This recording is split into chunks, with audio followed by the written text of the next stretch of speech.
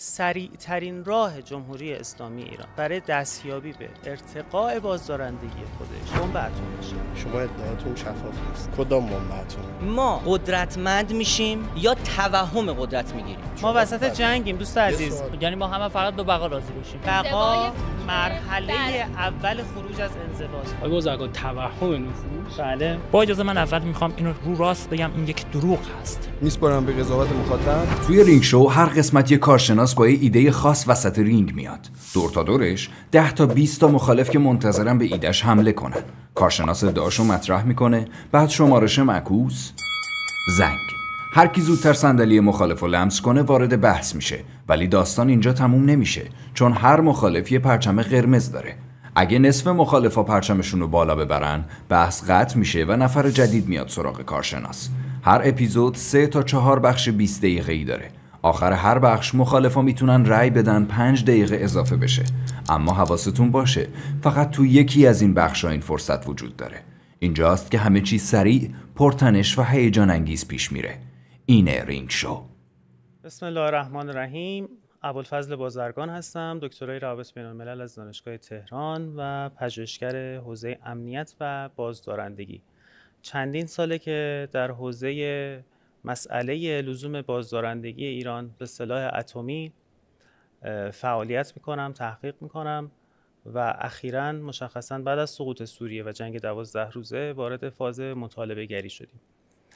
ادعاهای بسیار زیادی مطرح میشود برای لزوم ساخت ایران، از بعد از جنگ ایران و عراق، از بعد از هسته شدن پاکستان، از بعد از اشغال افغانستان و عراق تا به بعد از خروج آمریکا از برجام، ترور حاج قاسم و غیره و غیره و اخیراً که دیگه یک جنگ 12 روزه رو ما تجربه کردیم و 2 تا قدرت هسته‌ای به ایران حمله کردن. برای بررسی این موضوع و برای روشن‌تر شدن این موضوع وارد برنامه خوب رینگ شو شدیم و آماده شدم که نظراتم رو به چالش بکشن عزیزان تا موضوع هرچه بیشتر و بیشتر انشالله روشن بشه. ادعای اول اینه که متاسفانه در حال حاضر در یک جنگ وجودی و ماهیتی در منطقه گرفتار شدیم، گرفتار یک معمای امنیتی در منطقه شدیم به شکل ناخواسته‌ای بعد از 7 اکتبر و این گرفتاری متاسفانه به خاک ما کشیده شد تا آخر که چند روز پیش نتانیاهو رسما گفتش در جنگ آینده ما یا پیروز میشیم یا نابود میشیم و شواهد بسیار زیادی متاسفانه پیش روی ماست که تهدیدات وجودی و حیاتی کشور عزیزمان رو متاسفانه به خطر خواهد انداخت. از این رو احساس میکنیم که ایران نیاز به ارتقای بازدارندگی داره، ایران نیاز به ارتقاء کالاهای دفاعی خودش داره تا بتونه حداقل ماهیت وجودی خودش رو حفظ کنه. خب این ادعای اول من هست و انشالله استقبال میکنم از عزیزان که در خدمتشون باشیم.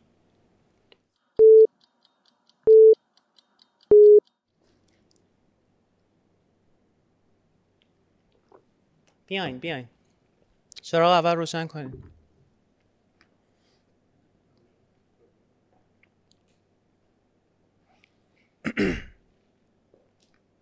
بیا.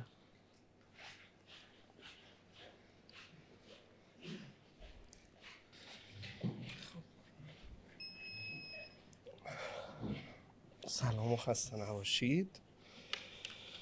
خب معرفی بفرمایید خودتون رو. من علی علوی هستم، کارشناس تسلیحات و روانشناس تهدید. عرض به خدمتتون که ادعای مطرح شد در باب این که افزایش بازدارندگی ایران در حال حاضر، اون هم در مقابل نبرد وجودی که داریم. من سوالم اینه، الزامش بمب اتمه؟ الزاما فقط از این راه انجام میشه؟ خب آیا آره یا نه؟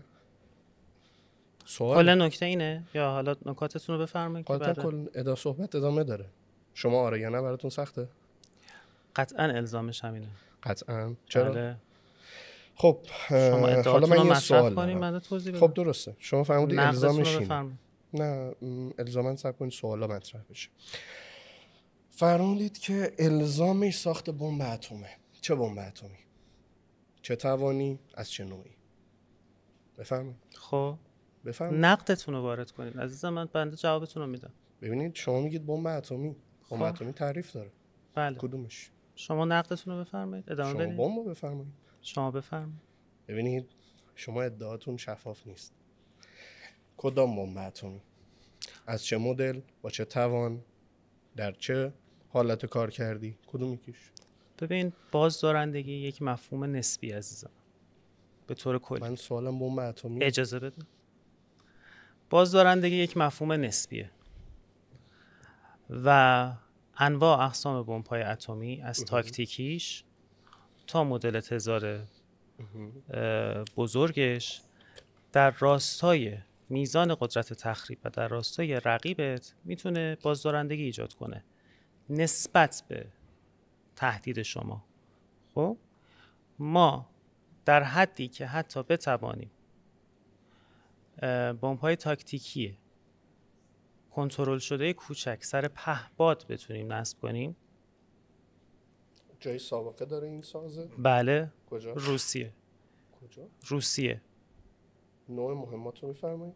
حالا اطلاعات دقیقش رو خدمت شما عرض میکنم، ولی قابلیت استفاده این موضوع شما هم سر موشک میتونی نصبش کنی، هم سر پهپاد میتونی نصبش کنی، هم توی گلوله میتونی نصبش کنی. شما درصد تخریب خدمت شما عرض کنم که خسارتت وقتی بالا بره یک مقداری از درصد بازدارندگی شما میره بالا. استدلال جالبیه، چون شما فرمودید یه پهنه‌ای رو باز کردید، یعنی اومدید یه چیزی گذاشتید گفتید مثلا شما اگر دسترسی به آب داشته باشید خیلی کشور موفق خواهید بود، چه دریاچه باشه چه یه اقیانوس. صحبتی همچین چیزیه. فرمودید که ما مثلا در حد تاکتیکی بسازیم جواب میده، در حد خب استراتژیک و ترمونوکلیر و امثال اینا رو هم بسازیم جواب میده.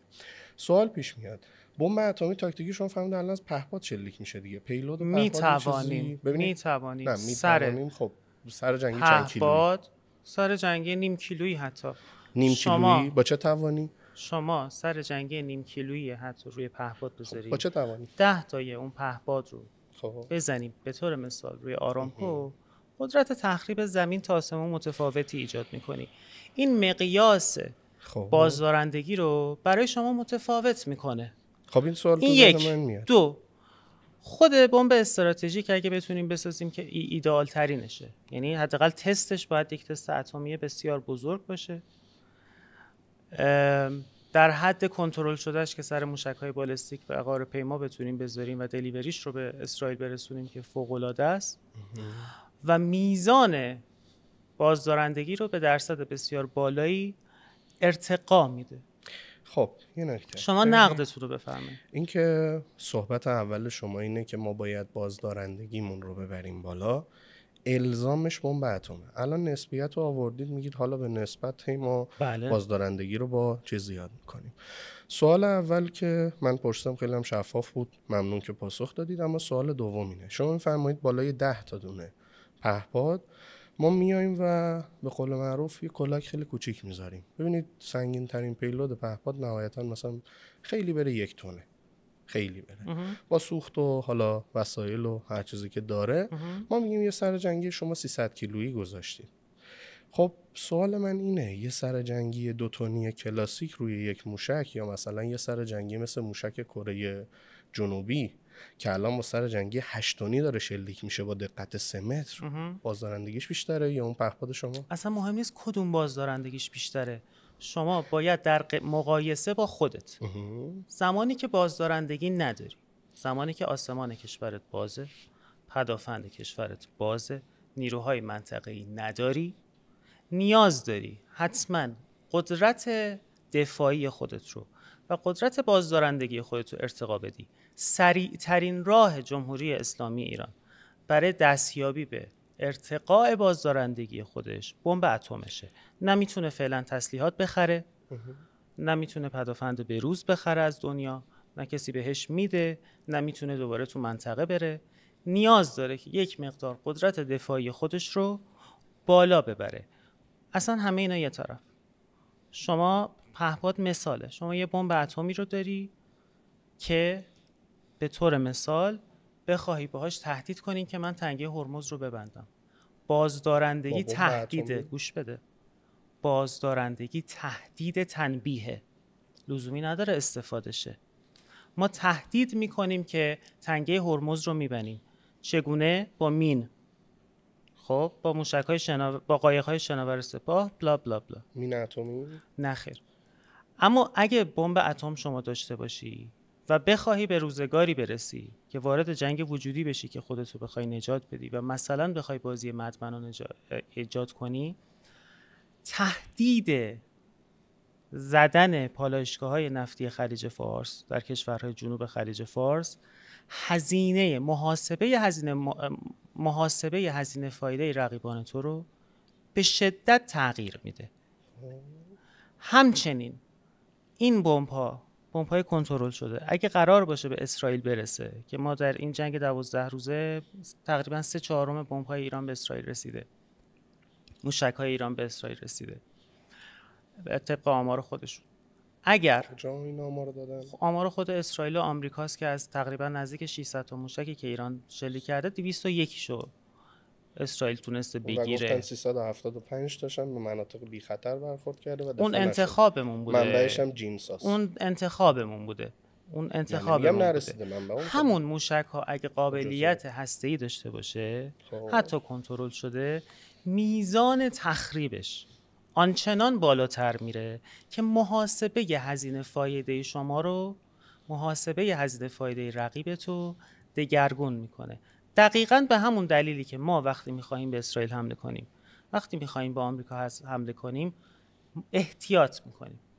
محاسبه هزینه فایده‌مون رو طور دیگری انجام میدهیم که به مرحله‌ای نرسیم که اون رو بخوایم وادار کنیم به استفاده از کالاهای اتمیش. سوال اصلی که اینجا مطرح میشه اینه که شما راه حلت برای برقراری ارتقای بازدارندگی ایران چیه؟ بمب نسازیم چیکار کنیم؟ شما بفرمایید. نه بذارید برگردیم اول بحث. شما نه اول بحث نیست. وسط بحثه.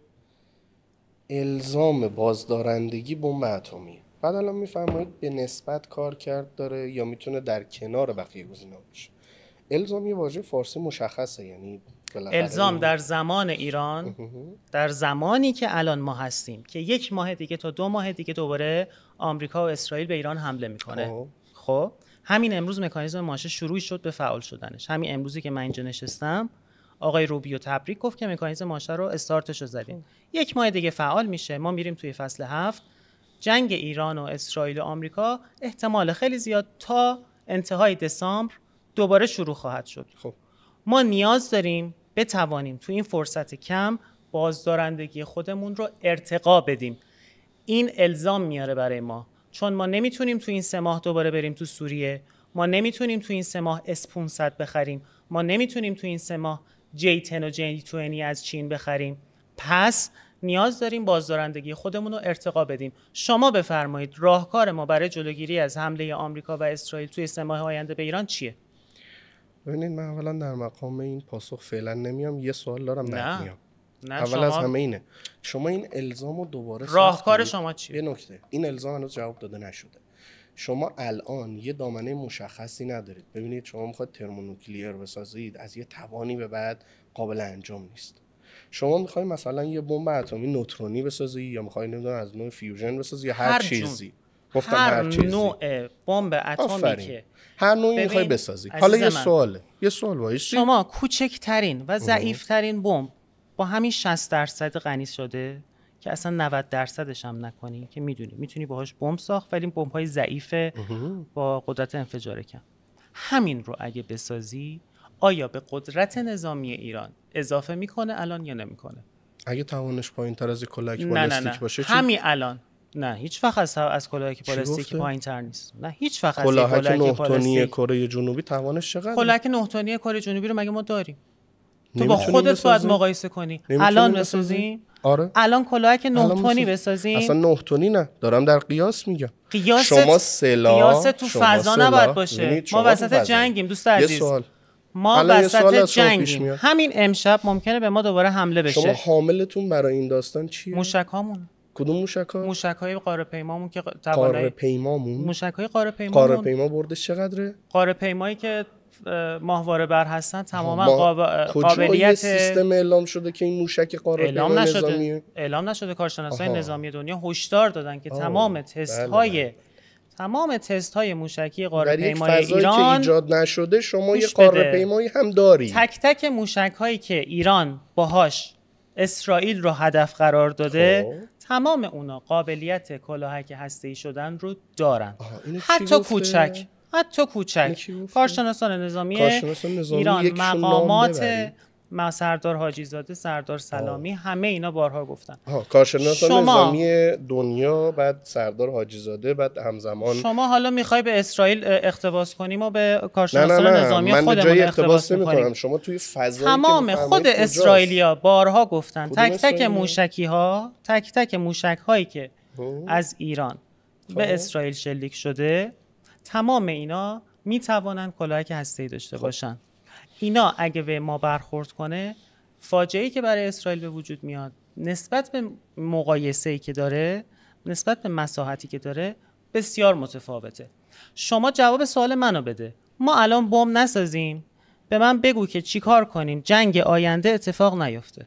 افزایش دقت توان کلاسیک، مثلا چی کار کنیم؟ افزایش دقت بالستیک. خب جلوگیری میکنه از حمله اسرائیل به ما؟ بسیار. چه جوری؟ همونجوری که توی هند و پاکستان دو کشور اتمی درگیر میشن که جوشون بمب دارن، داشته باشن ولی درگیر میشن. تنششون خاک 3 روزه همدیگه رو تموم زدن. شد. نه کشمیر رو زدن. خب. تنششون 3 روزه تموم آره، شد. ولی ما مگه افزایش دقت نداریم؟ ولی روسیه با کلی بمب یهویی وسط کشورش میخوره و هیچ پاسخی نمیده. روسیه خودش اشغالگره. روسیه چه خودش ربطی داره جنگ به رو اشغالگری؟ شما دارید میگید ما داریم درباره بازدارندگی صحبت بازدارندگی می‌کنیم. چه یعنی جوری؟ چی؟ بازدارندگی چه جوریه یعنی چی؟ که حاملش رو تعریف دارن بازدارندگی رو میزنن؟ به من نه بگو.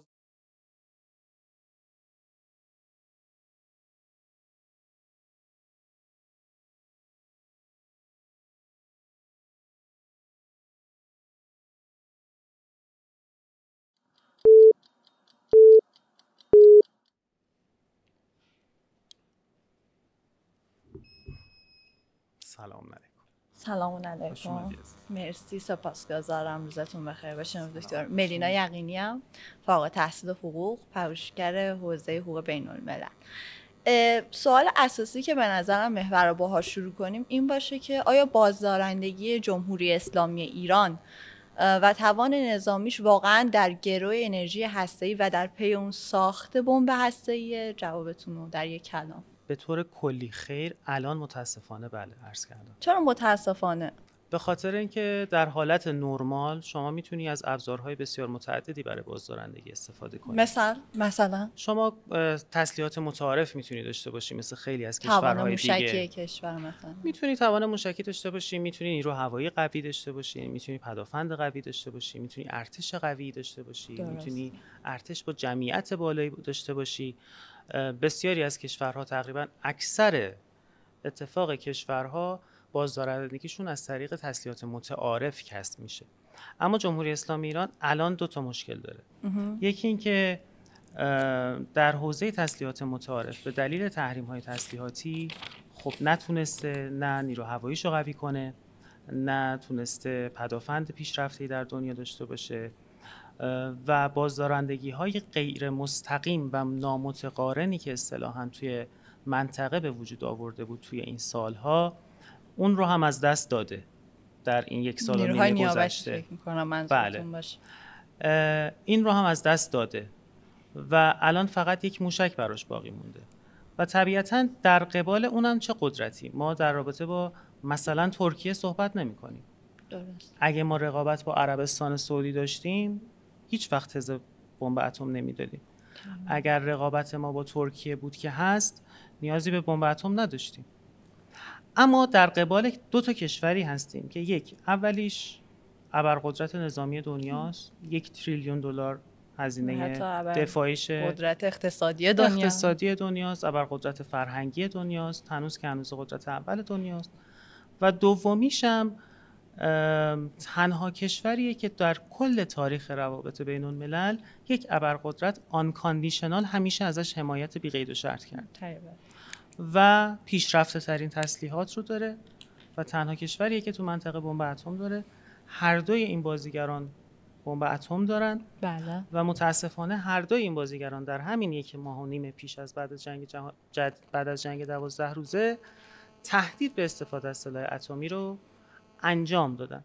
پس هر گونه بازدارندگی هم در قبال این کشورها بازدارندگی برای ما نمیاره. ما الگوی بازدارندگی که مثلا برای طالبان نیاز داریم، مثلا برای امارات نیاز داریم، قطعاً الگوی بازدارندگی که برای آمریکا و همزمان نتانیاهو و اسرائیل نیاز داریم یکی نیست. سپاسگزارم. پس ما یک بازدارندگی در سطح عالی نیازمندیم برای مقابله با دو قدرت جهانی، درسته؟ در حال حاضر که اینطور به نسبت خودمون دیگه. بله. با یک مثال شروع کنم. بفرمایید. پاکستان کشوری که قدرت هسته‌ای داره و بازدارندگی عالی رو هم میشه گفت در جهان داره به نوبه خودش، طوری که حتی در اون جنگ 12 روزه هم از ما حمایت لفظی کرد. قطعا به عرصه حضور در عرصه حقوق بین الملل چیزی بروز پیدا نمیکنه. بله. اما چرا با هند، سایر کشورها مثل هند و بلوچستان آزاد همچنان در واقع تقابل و زد و خورده؟ مگه بهترین بازدارندگی رو نداره؟ از کجا معلوم وقتی ما به این بازدارندگی عالی هم رسیدیم همچنان این موازنه قدرت رخ بده و ما با این دوتا کشور دیگه به یک جنگ شاید حتی دهه‌ای نرسیم؟ عالی، سوال بسیار بسیار خوبیه. متشکرم از شما. ببینید، اولا که ما چیزی تحت عنوان بازدارندگی مطلق نداریم که یک الگویی بدیم بگیم مثلا اگه شما به این برسی دیگه برای همیشه ایمنی. هیچ چیزی در علوم انسانی قاعده مطلق ندارد. حتما در روابط بین الملل هم همینطوره. عرض کردم به دوست عزیز قبلی که بازدارندگی امر نسبی است. پاکستان مثال بسیار خوبیه، اما باید پاکستان رو در کانتکست خودش نگاه کنید. پاکستان از زمانی که از هندوستان جدا شد و خودش رو پاک قبول کرد 3 دهه این دوتا کشور جنگ‌های بسیار زیادی با هم داشتن. صدها هزار پاکستانی کشته شد. بنگلادش از پاکستان کنده شد، بنگلادش رو از دست داد تا به قدرت اتمی رسید. قدرت اتمی پاکستان تمامیت ارضی پاکستان رو نزدیک به 30 سال حفظ کرده. تنش‌های مرزیشون رو از بین نبرده، اما تنش‌های مرزی هند و پاکستان هیچ وقت به نقطه حیاتی نرسیده. ظرف چند روز کوتاه سریعاً به آتش بس ختم میشه و حتی اگه در نظر داشته باشید تنش‌ها اکثراً توی منطقه کشمیر و به بهانه گروه‌های تروریستی اتفاق میفته. سپاسگزارم.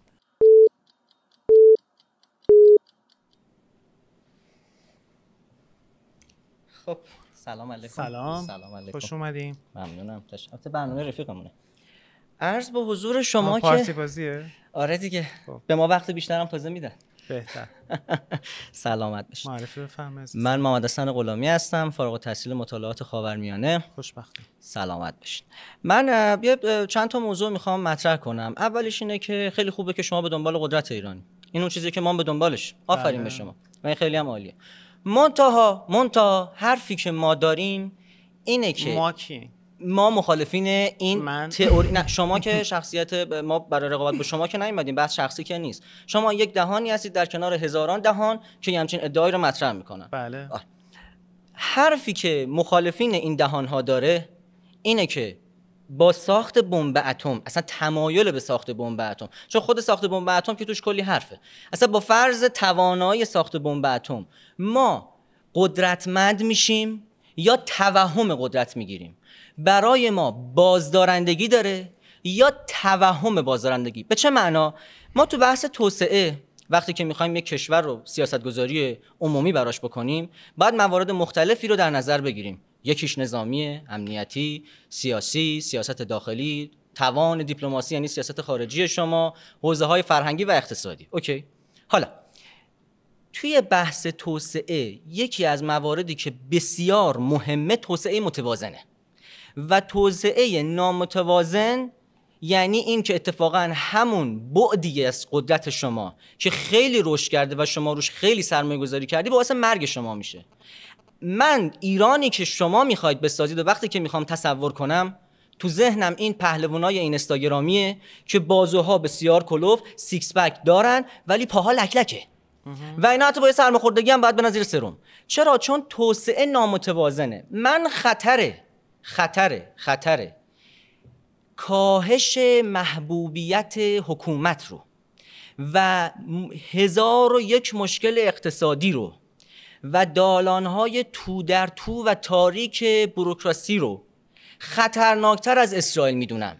و نسخه شما که میخواید ما بمب اتم بسازیم، بله ما رو در برابر اسرائیل تقویت شاید بکنه، حالا من نمیخوام فرض بگیرم، اما آسیب میزنه به نقاط بحرانی که موجود، یعنی بحران اجتماعی و بحران اقتصادی و شما بحرانهای فعلی رو که بحرانهای اصلی هستن بحرانی تر میکنین. پاسخ شما به این انتقاد چیه؟ پاسخ من به این انتقاد اینه که انتقادتون اصلا در جای خودش قرار نمیگیره، چون ما اولا داریم در رابطه با مفهوم بازدارندگی صحبت میکنیم، ما در رابطه با توسعه صحبت نمیکنیم. دغدغه ما توسعه نیست در حال حاضر، ما داریم در رابطه با بازدارندگی صحبت میکنیم که حملات نظامی به ایران دوباره صورت نگیره. و اتفاقاً شمایی که دغدغه توسعه دارید، ابتدایی ترین نگرانیتون باید امنیت باشه. امنیت مفهوم بسیار کلانیه، مفهوم بسیار پیچیده‌ایه. قسمتی از این امنیت به حکومت بستگی داره، قسمتی از این امنیت به اقتصاد بستگی داره، قسمتی از این امنیت به اجتماع بستگی داره، به بوروکراسی بستگی داره. همه اینا رو میدونیم، اما تمام تک تک این قواعد رو اگه شما داشته باشی ولی F-35 بالا سرت باشه و بمبارانت کنه، 2 قرون به دردت نمیخوره. هیچ کشوری در دنیا وقتی که در مرحله جنگ هست، وقتی F-35 و B-2 آمریکا اومده بالا سرت زدتت، وقتی F-15 های اسرائیلی میاد بالا سرت رقص میکنه، ویدیو میگیره با افتخار پخش میکنه، نمیتونه دغدغه توسعه داشته باشه. یه سوال شوروی در جنگ سرد دغدغه اصلیش امنیت بود در مقابل آمریکا، درسته؟ نه. چی بود پس جنگ سرد؟ هژمونی. خب باشه برای اون درگیری ببین الان اگه شما میگید بازدارندگی داره، ما میتونیم بقای سیستم رو با این ادامه بدیم، اوکی؟ شوروی نه من نمیگم بقای سیستم با این ادامه پیدا میکنه. بقای ایران در مرحله کنونی باش. حتی ایران فعلی مگه شوروی بمب اتم نداشت تجزیه شد، سقوط کرد؟ هم نظامش سقوط کرد، هم کشورش تجزیه شد، شد چند ده جمهوری. بله. خب ایران هم اگه بمب اتم داشته باشه که همون راهو میره که. شوروی کسی بهش حمله کرد؟ خب مسئله همینه. آها نه. مشکل اصلی شوروی چی بود؟ ببین اصلا ربطی نداره. تو میتونی بمب نداشته باشی هم سقوط کنی. الان جمهوری اسلامی بدون بمب بسیاری از این هشدارا داره بهش داده میشه. شما میتونی بمب نداشته باشی، این هشدارایی که شما میفرمایید. گوش بده. سقوط با حمله نظامی فرق میکنه. همین رو میخوام بگم. شما میتوانی که بمب اتم نداشته باشی، توی مذاکرات باشی، آژانس توی کشورت باشه، هر روز لبخند بزنی به دنیا، اما زن زندگی آزادی 2 هم داشته باشی، پاکستان بحران کردا و پانتورکار هم داشته باشی، بنزین تو دلارت هم روز به روز گرون شه و به سمت تمام اون خطرهایی که شما نگرانش هستی پیش بری. اما ما وقتی از بازدارندگی صحبت میکنیم، یعنی کاری که اسرائیل داره الان توی سوریه بعد از سقوط بشار اسد میکنه و تمام زیرساختای این کشور رو داره برای همیشه نابود میکنه، تک تک زیرساختاشو داره نابود میکنه، خاک این کشور رو اشغال کرده، جنوب لبنان رو اشغال کرده. ما میخواهیم اون اتفاق برای ما نیفته. شما دغدغت جای دیگه است. یه سوال، من قصد جسارت تویی ندارم چون روحیه لطیفی هم دارید، فقط واقعا سواله، میخوام برای ادامه بحثم بپرسم. شما ایرانی هستین درسته؟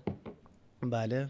ایرانی‌ها همواره در طول تاریخ دقیقاً مثل شما، یعنی شما یه ایرانی اصیل هستی که ماشاءالله به پرچم ایران هم مزین شدی، دیو و دد بوده، 0 و 100 بوده، سیاه و سفید بوده. بله. چرا فکر میکنید نقطه مقابل نساختن بمب اتم ببین چون هر کاری هزینه داره دیگه. من میگم هزینه ساخت بمب چون اتم شما یه اجماع جهانیه، یه فشارهای مالی صبر کنید. نه قطعا نیست، قطعا نیست. همین الان مکانیزم ماشه به داره اون فعال حد میشه. نیست. حتی یه لحظه صبر کنین. چرا فکر میکنین نقطه مقابل نساختن بمب اتم یعنی وادادگی و تسلیم؟ حالا عادت هم دارید مدام بگید برجامیون. توی مسابقه قبلی تو من اینطور شنیدم. اصلا ما همین نه الان وادادگی گفتیم، باید لبخند بزنیم، نه فلان کنیم، ال کنیم. نه وادادگی گفتم، نه تسلیم گفتم، نه برجامیون و اسپردم.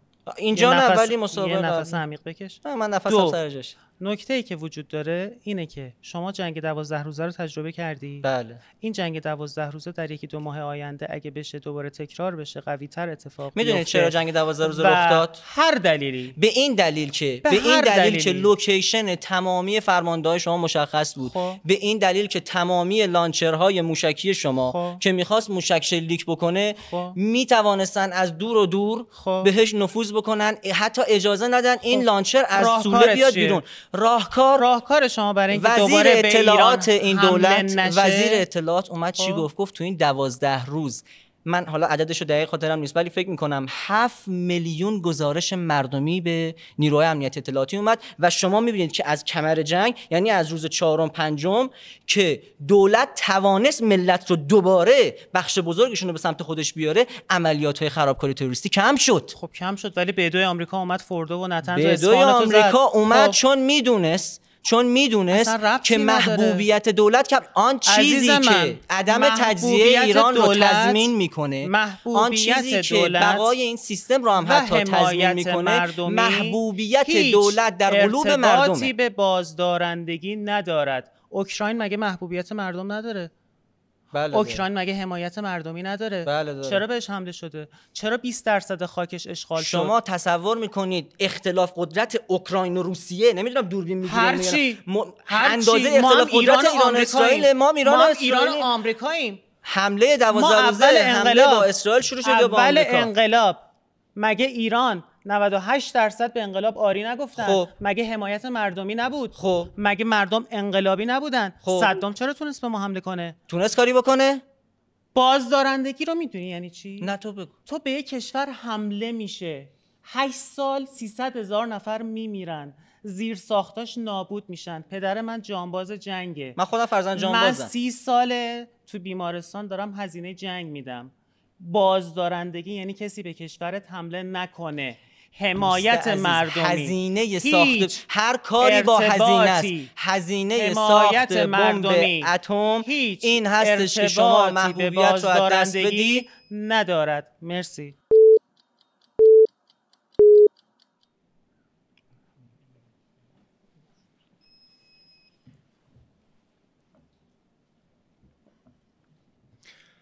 درود بر شما، وقتتون بخیر. خوش اومدید. ارادتمندم. یه موضوعی که من دوست دارم در ابتدای عرایزم خدمت شما عرض بکنم اینه که من یه مقدار میخوام در خصوص ادعای شما یه خورده تئوریک‌تر نسبت به حالا سایر قضایی‌ها و سایر بحث‌های دوستان نگاه بکنم. پیش از شروع همین بحث تئوریکم هم یه تشکر میکنم از آقای علوی بابت اطلاعاتشون در حوزه تسلیحاتی که من همیشه ازشون استفاده کردم.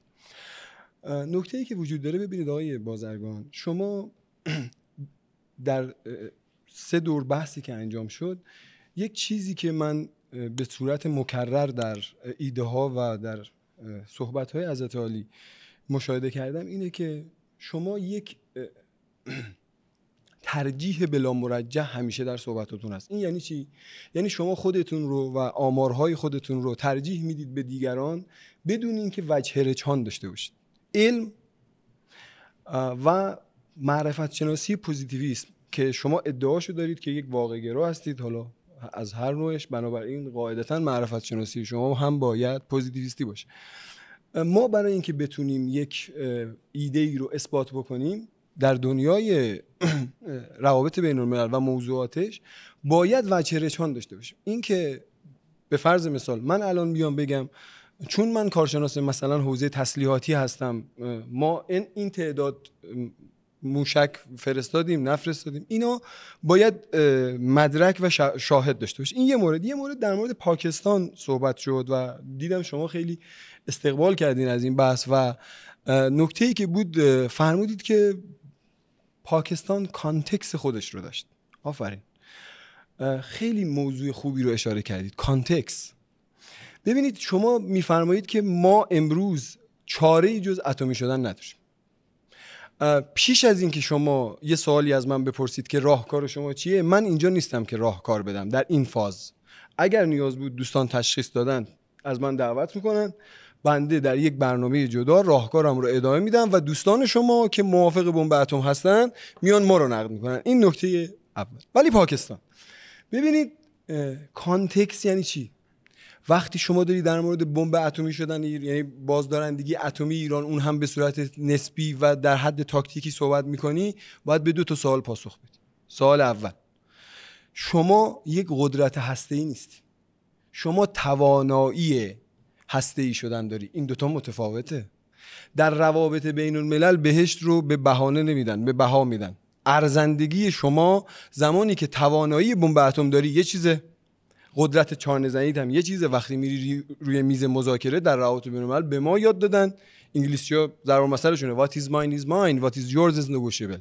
شما در همچین شرایطی باید مذاکره بکنی. بنابراین شما وقتی توانایی ساخت بمب اتم داری، ارزندگیت با زمانی که بمب اتم داری با هم متفاوت. اگر بیای مثالی که میخوای بزنی مال زمانی باشه که یه نفر بمب اتم داره، این خبطه. حالا اگر منم این کارو کرده باشم خبطه. ببینید یه مثال واسهتون میزنم. مهدی حسن یا حسن مهدی، حالا من الان خاطرم نیست، تو یکی از برنامه‌اش که خیلی وایرال شده به معاون وزیر خارجه اسبق اسرائیل میگه که چه وضعشه، نقل به مضمون میگم، چه وضعشه شما از دهه 90 هی میگید ایران داره به بمب اتم دست پیدا میکنه، بعد هی 2 سال الان 18 سال گذشته ولی ایران دست پیدا نکرده. بعد اونجا آقای معاون اسبق وزیر خارجه پاسخی میده، میگه شما به این فکر کنید در این 18 سال اتفاقاتی افتاد که ایران نتواند به بمب اتم دست پیدا کند. این جمله، این گزاره برای کشوری که بمب اتم داره اصلا معنا نداره. مثال میزنه اونجا، میگه، حالا نمیگه ماها، ولی میگه دانشمندای هسته‌ایشون حذف شدن، سانتریفیوژاشون، مرکز سانتریفیوژاشون حمله شده بهش و قص الهازا که بشه توان هسته‌ای ایران به تأخیر بیفته، که همه اینها برای کشوری که دارای بمب اتم هست محلی از اعراب نداره. بنابراین شما نمیتوانید کشوری که بمب اتم داره رو، شرایطش رو، کانتکستش رو با کشوری که میخواد دست پیدا بکنه مقایسه بکنید.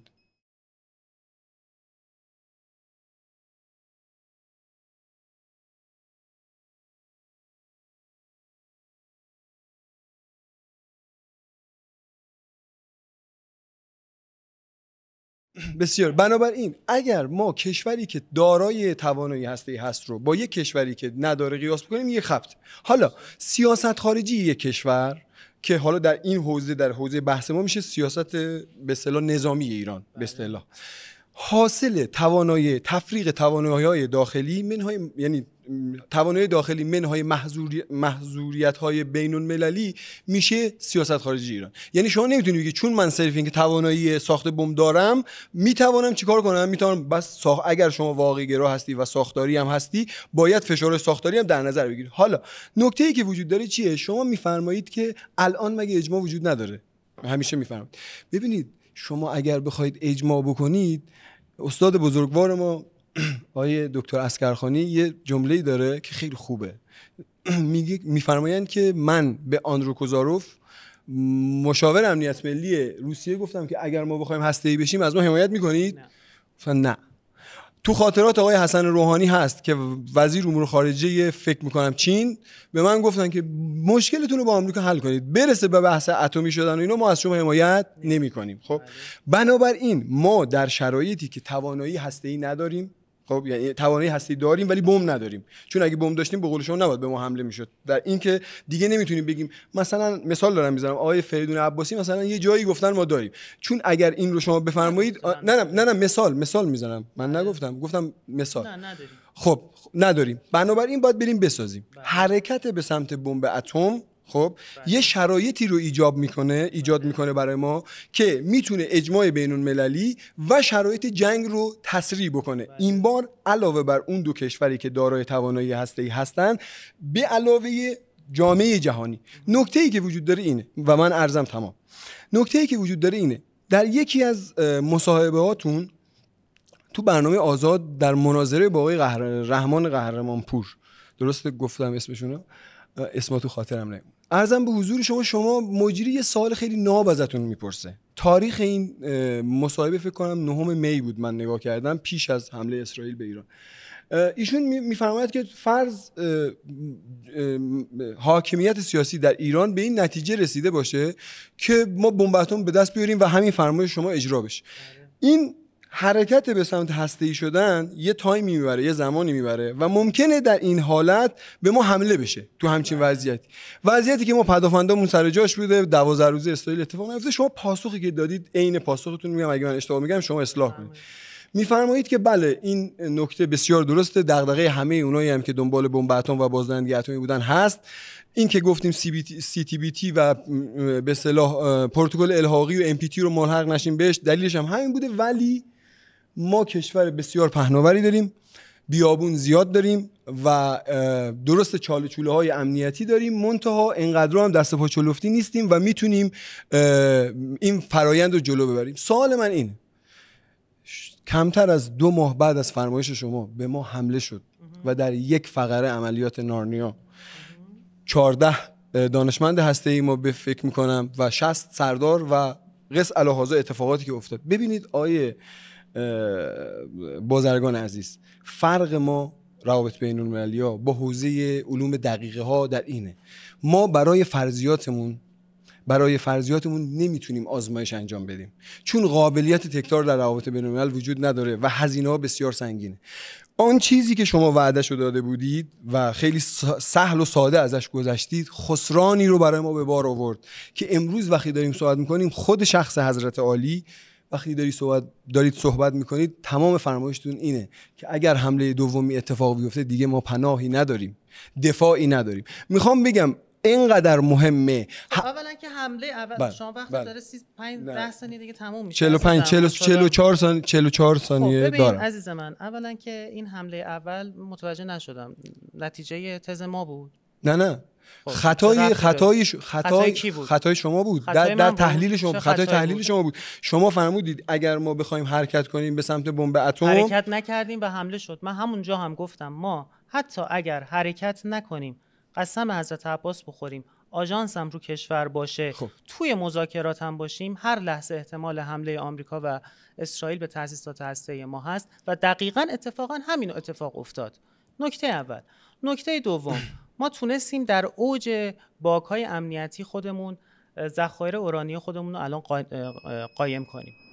خب بخش دوم برنامه هستیم. ادعای دوم برگرفته و الهام گرفته شده از مقاله آخر کنت والتز هست تحت عنوان اینکه چرا ایران باید بمب اتم بسازه و ادعای اصلی اینه که هسته‌ای شدن ایران نهایتاً به ثبات در منطقه غرب آسیا یا خاورمیانه کمک میکنه و الگوی موازنه قوا در منطقه رو به حالت بهتری برمیگردونه. و یک از رفتار تهاجمی بی‌قید و شرط اسرائیل در منطقه تا حدودی جلوگیری میکنه. 2 نگرانی‌های امنیتی منطقه هم برای ایران تا حدودی کم میشه و لزوم حضور در منطقه رو برای خودش کمتر میبینه و این به تدریج شاید به سمت ثبات در منطقه پیش بره. و همچنین این ثبات بعد از دوره تثبیتی که بعد از ساخت بمب اتم برای ایران بخواد اتفاق بیفته، حالا چند سال، این ثبات در شرایط داخلی کشور هم میتونه به خیلی قضایا کمک کنه. یعنی جمهوری اسلامی که بالاخره بعد از 40 و اندی سال از پارادایم دغدغه دائمی امنیت خارج بشه، شاید بتواند به دغدغه‌های دیگری از جمله چیزایی که دوستان نگرانش بودن و اشاره کردن مثل توسعه، مثل مسائل دیگه فکر کنه. اما تا زمانی که توی پارادایم دغدغه امنیتی و امنیت خارج مرزهای خودش قرار داره، نمیتونه منطقاً به دغدغه‌های دیگری بیاندیشد. به طور کلی ادعای دوم اینه که بمب اتم یک میتواند به ثبات منطقه دائما کشمکش‌زای خاورمیانه کمک کند، بمب اتم ایران. دو، میتواند بعد از دوره تثبیت بقا، تاکید میکنم بعد از دوره تثبیت بقا، چون یه دوره ناامنی داره خود ساخت بمب اتم، بعد از اون دوره میتواند ثبات کشور رو فراهم کنه و خود ثبات کشور میتواند بالاخره شرایط بسیار زیادی برای الگوهای بعدی، حالا چه توسعه، چه دموکراسی، چه مبارزه با فساد، چه هر مسئله دیگه‌ای، رابطه بهتر با کشورهای دیگه، میتونه به اونها کمک کنه. در این محور هم باز دعوت میکنم از عزیزان که سوالات و نقدهاشون رو بیارن، استقبال میکنم.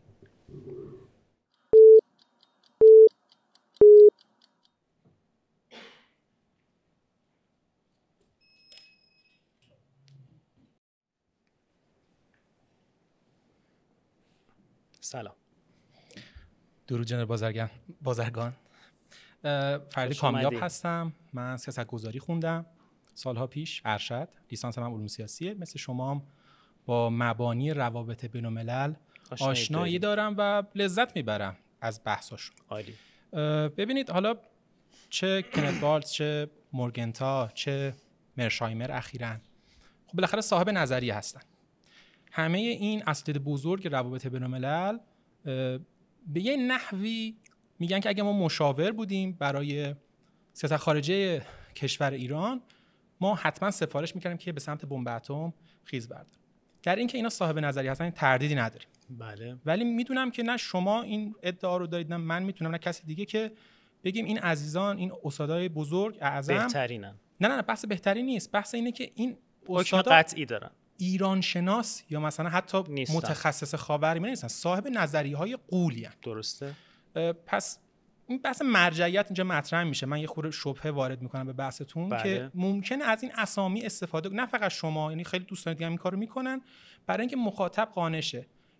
من شخصا در نگاه اول قانع شدم یه روزی، یک زمانی که خب این اسامی بزرگ مثلا مرشایمر تو یوتیوب ویدیوهای متعددی داره. بله. خیلی از اینا هم ترجمه شدن البته اخیراً تو سالهای گذشته، ولی بعضیش قدیمیه و میگن که اگر ما در ایران کاری بودیم قطعا میگفتیم که نباید بمب اتم بسازن.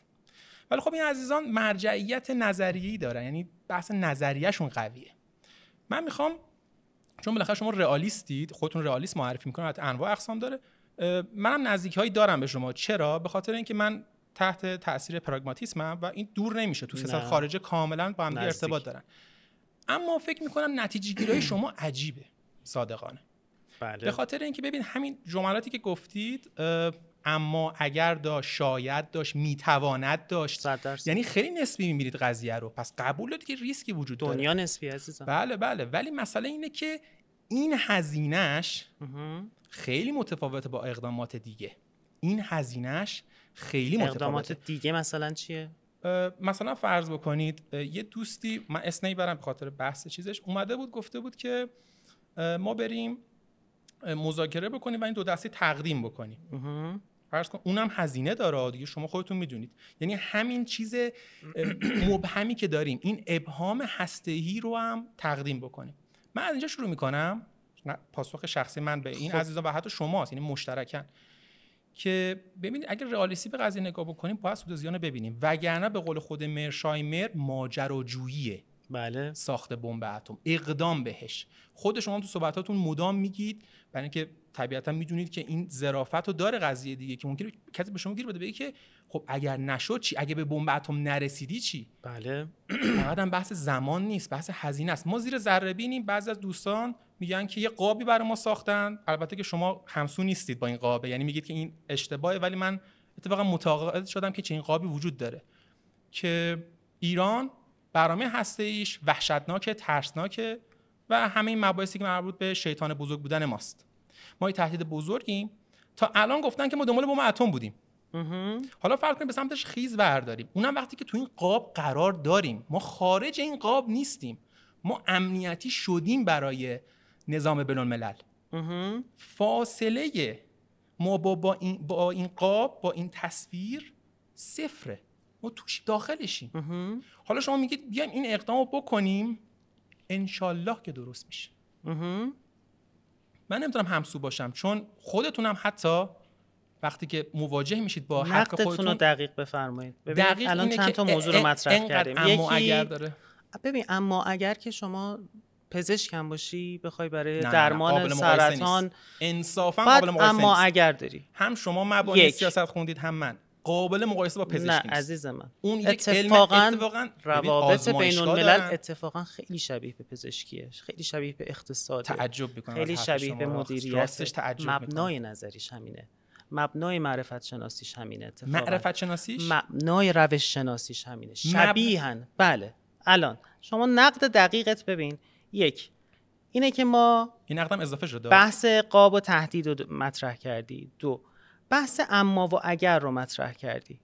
درسته؟ بحث اما اگر داریم. دیگه چی؟ دیگه نقد همین معرفت شناسی که الان واسه من خیلی عجیب بود که شما میگید به پزشکی شب. ببینید برای مخاطب جذاب این حرفا، یعنی مثلا من خودم کار آموزگاری کردم، شما برای یک بچه دبیرستانی بگید مثلا الان جواب میدم پزشکی مهندسی، براش جذابه. الان ببین یه فرق عمده‌ای بین روابط بین الملل با علوم سیاسی هست. روابط بین الملل بحث نظریه ها رو میاد مطرح میکنه. نظریه‌های اساسی روابط بین الملل که دوست عزیزمون قبل شما بهش به درستی اشاره کردن، مبناهای روش شناسی نئوپوزیتیویستی دارن.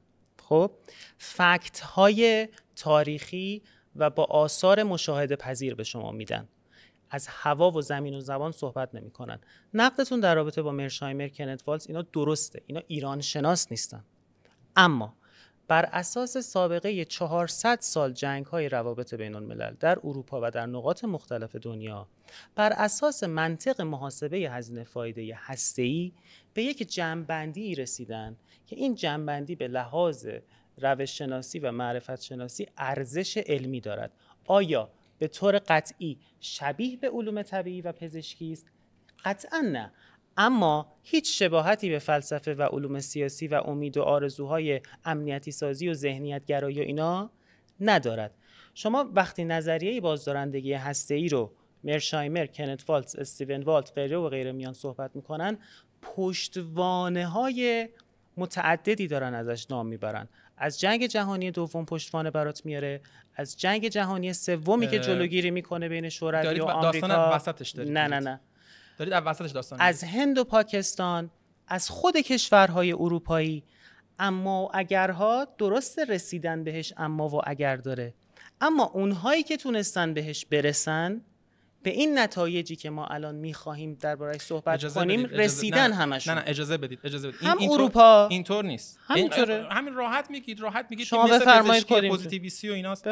ببینید الان شما اصلا تو بحثتون خیلی ادعای بزرگی مطرح کردید. یکیش اینه که با فلسفه و علوم سیاسی که روابط بین‌الملل اصلا پیوند جدی داره، نه متفاوته. بله متفاوته. ببین نظام بین‌الملل منطق جدا داره. حتما نظام بین‌الملل منطق جدا داره از سیاست داخله. بله. ولی سیاست خارجه از مکانیزم‌های داخلی همین کشور البته چرا همینطوره؟ اصلا این تعریف غلطه.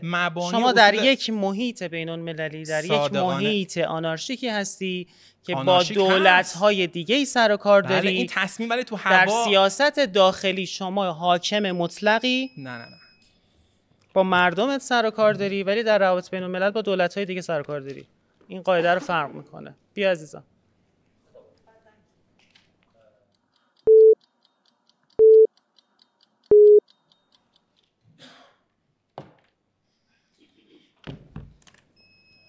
سلام. خوش اومدی عزیزم.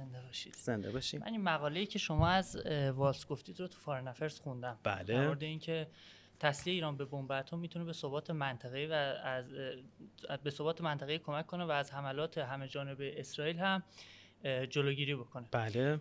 راستش من در جایی نیستم که عرض کنم خدمتتون به کنت والز ایراد بگیرم. یه دانشجو نه ساده نقد میتونی علوم وارد سیاسی کنی. و روابط بین‌الملل هستم. منطقه گرایی البته می‌کنم، حوزه مطالعات امریکا. منتها نقدم این هستش که بفرمایید. کنت والز به تئوری ثبات و عدم ثبات اصلا توجه نمی‌کنه. ثبات و عدم ثبات که یه تئوری خیلی معروفی است از خانم گلن اشنایدر تو کتاب دیترنس اند دیفنس.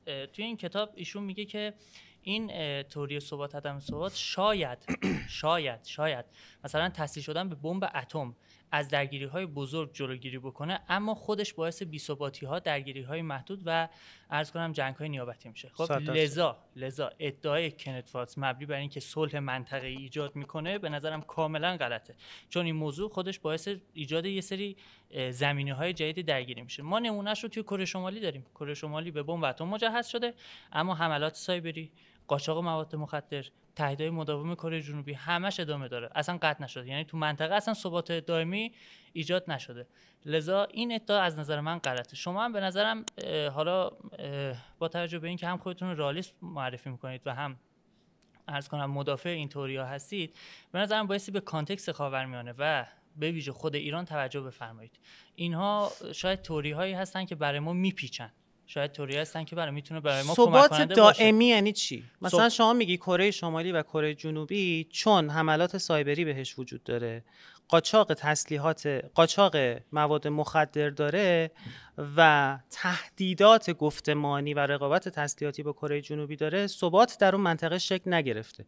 خب این شما این قاعده رو میتونی در آمریکای شمالی هم دربارش صحبت کنی؟ تو آمریکای شمالی بین مکزیک، آمریکا و کانادا قاچاق بسیار بزرگ مواد مخدر داره اونجا صورت میگیره. حملات مهاجرین هستن. مقصود من از صلح اینه که اصلا ما در رئالیستا درباره صلح صحبت نمی‌کنیم. چیزی که والز رو میگن. چیزی که والز هم درباره صلح صحبت نمی‌کنه. باعث صلح منطقه‌ای میشه. ثبات. حالا من مقاله رو ندارم بیارم اینجا، گفته باعث صلح منطقه‌ای میشه و صلح منطقه‌ای هم از نظر من اینه که همه طرفین منطقه، همه کشورهای منطقه از یک مقدار بسیار متناسبی از امنیت، توسعه و پیشرفت برخوردار باشن به شکل متوازن و اندازه. این در اون طرف در شرق آسیا، در کره جنوبی و کره شمالی این نیست. این یعنی تئوری و ادعای والز رد میشه. ولی جنگ‌های نه عزیزم. ببین شما یک تعریفی از والز رو آوردی بر اساس ذهنیت پس ذهنی خودت ربطش میدی به صلح. اصلا هیچ رئالیستی تو دنیا درباره صلح صحبت نمیکنه. بله این یک.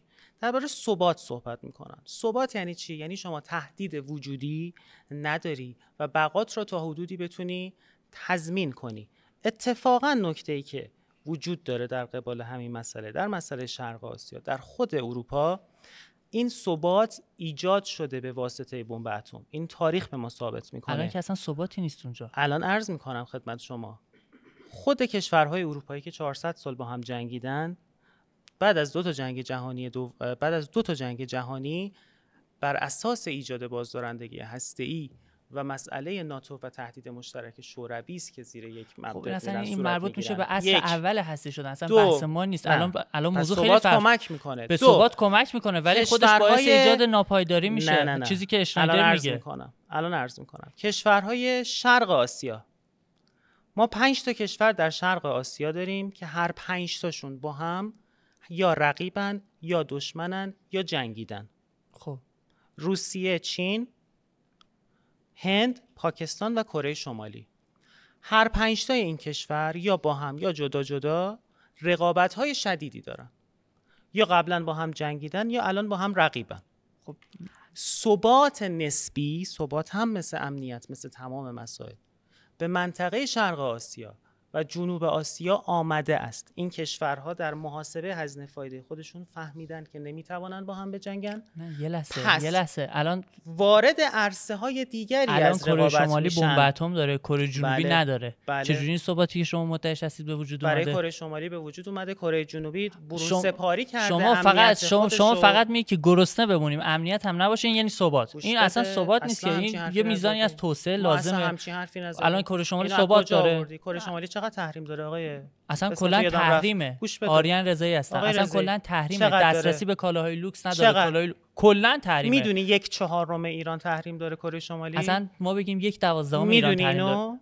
چرا نمیدونم؟ من میگم اصلا 1/12 ایران اصلا من میگم داره. 1/30 تحریم‌های ما رو داشته باشه. 1/20 ایران وسعت تحت تحریم‌های سازمان ملل، فرق داره با تحریم‌های ثانویه امریکا. شما فرق اینا نمیدونید. 1/20 وسعت ایران داره، 2 تا همسایه بیشتر نداره. خب 1/4 ایران تحریم داره، هیچ منابعی نداره، هیچ منطقه استراتژیکی که نداره، سلاح هسته‌ای براش بازدارندگی ایجاد کرده، براش بقا ایجاد کرده. بقا بله، یعنی ما همه فقط به بقا راضی باشیم. وقتی بقا در خطر باشه باید به بقا راضی باشی. این خطر چیه؟ شما باعث این خطر چیه؟ نه هر چی. شما عامل این خطر جمهوری اسلامیه. اینو میخوای بگی؟ نه من میگم سیاست‌های ما. عامل این خطر جمهوری اسلامیه. الان رسیدی که بقای جمهوری اسلامی به بقای شما و بقای من و به تمامیت ارضی کشور گره خورده. چیکار میخوای بکنی؟ وقتم تمام شد. چیکارشو بعدا میگم.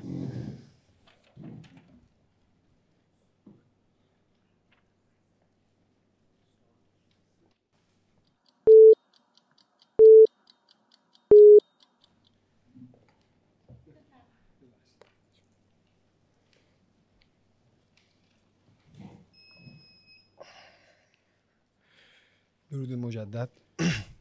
من ابتدای عرضم عذرخواهی میکنم برای سری قبلی، من تایم از دست دادم، نشد که صحبت‌های شما رو داشته باشیم. پیرامون اینجا دیگه بحث کلا تئوری که در مورد موازنه قوا، خب منم رشتم روابط بین‌الملل، ناچارن میخوام یه مقدار تئوریک صحبت کنم.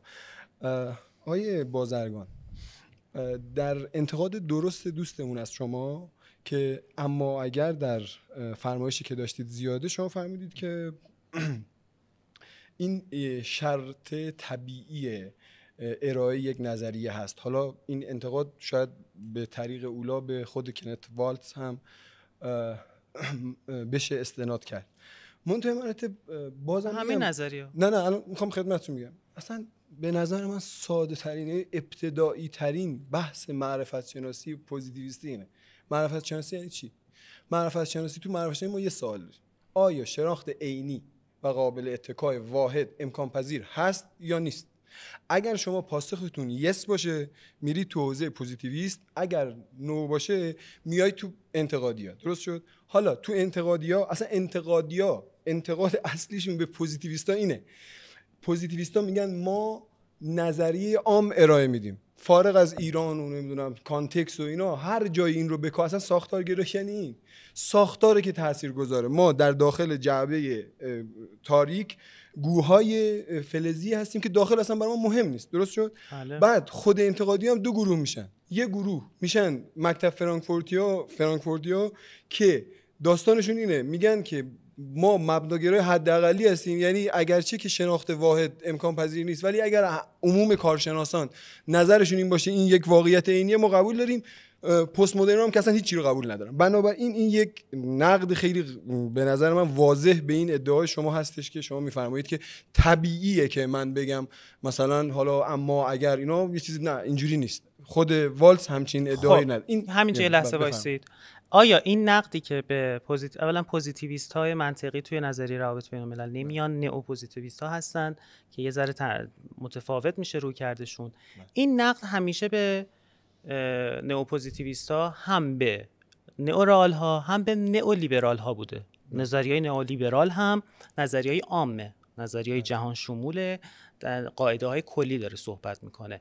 آیا این نقد ها تونستن نظریه های نئورال و نئولیبرال رو ابطال کنن؟ هرگز نتونستن، چون با کمال اینکه تمام این نقدها به این نظریه وارده، اغلب موارد دقیقاً به دلیل همون ذات ساختار که دائما تغییر میکنه و بر دولت‌ها سیاست‌های متفاوتی رو تحکیم میکنه، این نظریه کار میکنه. شما دیدید که نظریه موازنه قوا بعد از فروپاشی شوروی زیر سوال میره، اما الان اولین و مرغوب ترین نظریه روابط بین الملل همین الانه دوباره بازگشته. چرا؟ چون ساختار متغیره و یه سری شرایطی رو به دولت‌ها تحمیل میکنه.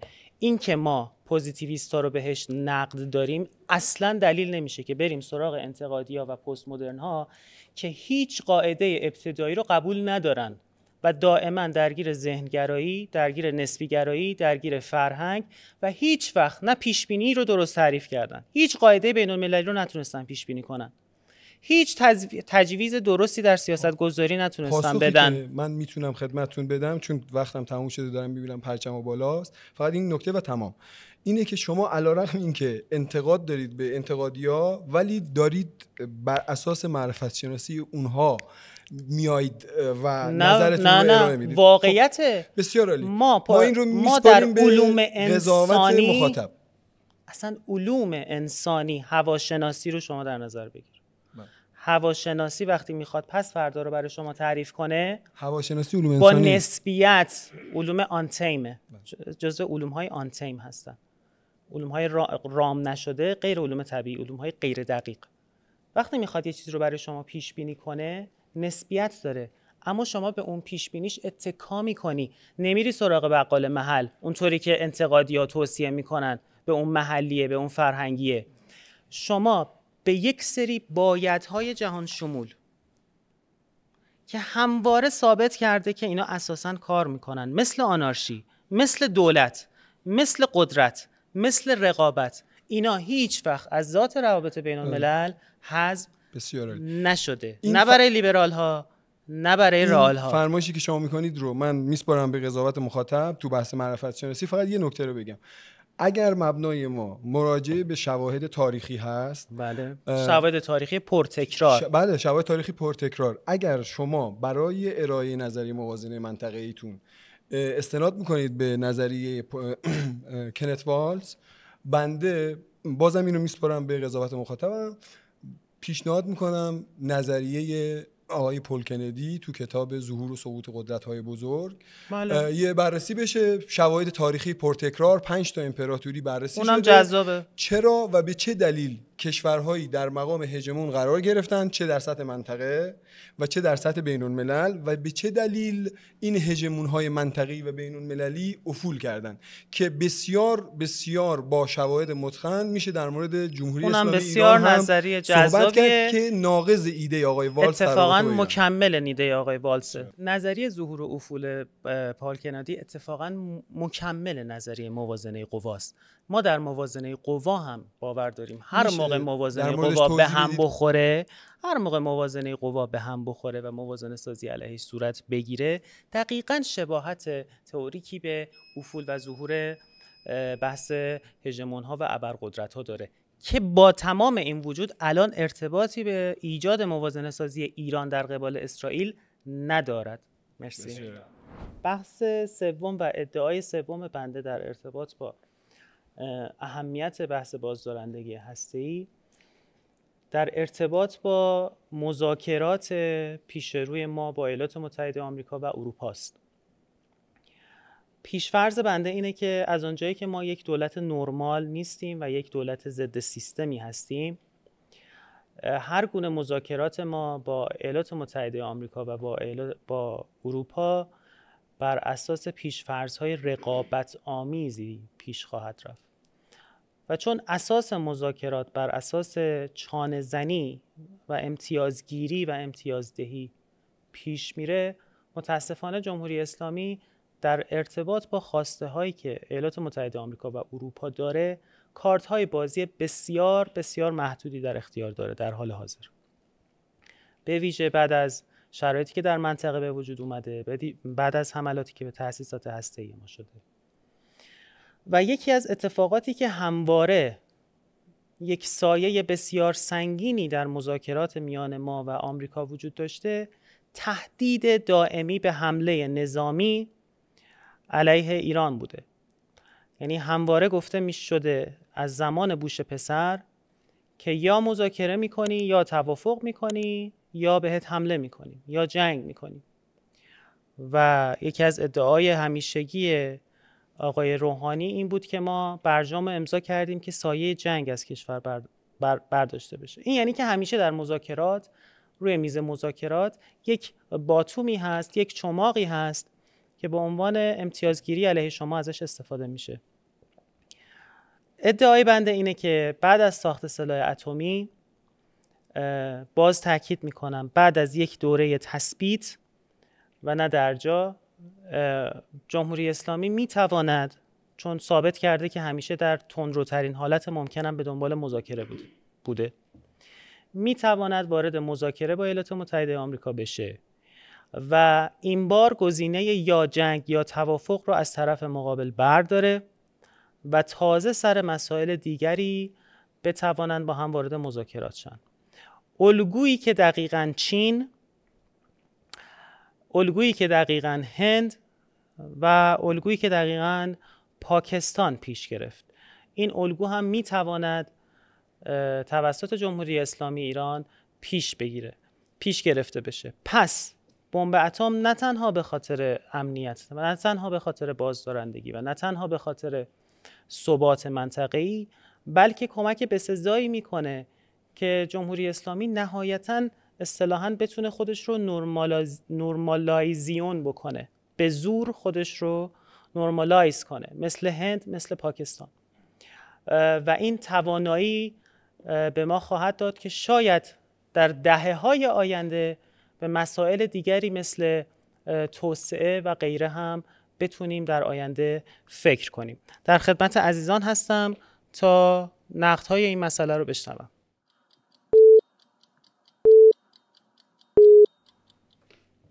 با اجازه شما ببخشید هماهنگ کنین قبلش ما. درود بر شما، وقتتون بخیر. سلام. صبوری هستم، کارشناس علوم سیاسی، کارشناسی ارشدی هم علوم سیاسی محض هست. بنده اول از همه میپردازم به مسئله‌ای که شما در راند قبل مطرح کردید. فرمودید که تا زمانی که ما دغدغه امنیت در کشور داریم نمیتونیم به بقیه شاخص‌ها مثل مسئله توسعه بپردازیم در کشور.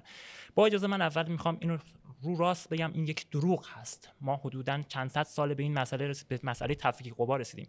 اینکه که ما امروز مشکل آب داریم، مشکل برق داریم، مشکل داریم سر اینکه حجاب خاکریز شده، هیچ ربطی به مسئله بمب اتم نداره. و اتفاقاً این بمب اتم میتونه این مسائل رو تشدید بکنه. شما میفرمایید که اگه ما بمب اتم داشته باشیم، امریکایی‌ها ما امتیاز داریم. تحریم‌های ما به امنیت ما ارتباط داره یا نداره؟ اجازه بدید من میخوام همین مسئله رو. نه همینجا دیگه شما گفتی دروغ میگی. بله. شما بفرمایید که آیا قسمتی از عدم توسعه یافتگی ما به تحریم‌ها ارتباط داره یا نه؟ دقیقاً ربط داره. تحریم‌های ما به امنیت ملی ایران ارتباط داره یا نداره؟ خب پس تا زمانی که درگیر این دغدغه هستی شما هیچ وقت هیچ رفع تحریمی نمیتونی بکنی. خب اجازه بدید تا زمانی که دغدغه اصلی حکمران اینه که پس فردا آمریکا یا اسرائیل بهت حمله کنه یا حمله نکنه، نمیتونه اولویت بندی حکمرانی خودش رو اتم شما مسائل دیگر رو انجام بده. تشدید خواهد کرد. این انزواگر اجازه بدید من نمیتونم صحبت کنم. بفرمایید، من حق دارم همزمان با شما صحبت کنم. بمب اتم شما اجازه نمیده که این تحریم‌ها برداشته بشن. شما فکر می‌کنید که ما امروز اگه بمب اتم داشته باشیم کشورهای جهان میان با ما مبادله اقتصادی خواهند داشت، قربون صدقه ما خواهند. خیر، درسته، امریکایی‌ها اسرائیل با شما آمریکایی‌ها میان با شما مذاکره میکنن. بله. ولی اون هزینه که قبلا برای تسلیحات نظامی علیه شما استفاده میکردن روی این میذارن که علیه شما از درون شما رو امنیت شما رو از بین ببرن. مگه الان نمیذارن؟ اون موقع دیگه همشو میذارن. چرا فکر میکنی همین الان همشو نمیذارن؟ رضایت داخلی از سیستم در حال حاضر چقدره؟ فکر نمی‌کنی که بحثا رو با هم قاطی نکن. شما چرا فکر نمی‌کنی که همین الان تمام هزینه‌هاشون رو برای برهم ریختن اوضاع داخلی، برای فشار جهانی، برای جامعه جهانی، فشار جامعه جهانی، برای افزایش تحریم‌ها به ما نذاشتن؟ ما بمب اتم نداریم. به لحاظ کیفی هنوز بیشترین تحریم‌ها روی ایرانه. پس داشته باشم ما باز امنیت نداریم. امنیت فقط داشتن نیست که دشمن از خارج ما حمله نکنه. قسمت عمدش بازدارندگیش اونجاست. امنیت یعنی که من شیر آبم باز میکنم آب باشه، چراغو میزنم برق روشن بشه، میرم بیرون بتونم گوشیمو در بیارم. امنیت فردی یعنی اینکه بمب رو سرت نترکه. امنیت پایداره. جزء امنیت پایداره. قسمت اولش بقات، قسمت اول امنیت بقای من داره تهدید میشه. من آب ندارم. سقف بالای سرت باشه، یک بمب رو سرت نخوره، 1100 تا شهید توی 12 روز ندی، قایم نشی، تو پناهگاه نری. بله، بعدش مراحل بعدی حتما امنیت غذایی هست، حتما امنیت شغلی هست که شما هیچ جوره با بمب اتم نمیتونی تامینش بکنی. ادعا نداریم. نمیتونی تامینش بکنی. چون اصلا همین الان افغانستان طالبان نمیاد آب روی شما باز کنه. طالبان آب رو باز نمیکنه. شما بر اساس ادعای خودت نمیتونی منو نقد کنی. من نگفتم با بمب اتم شما میتونی آب برای مردم تامین کنی.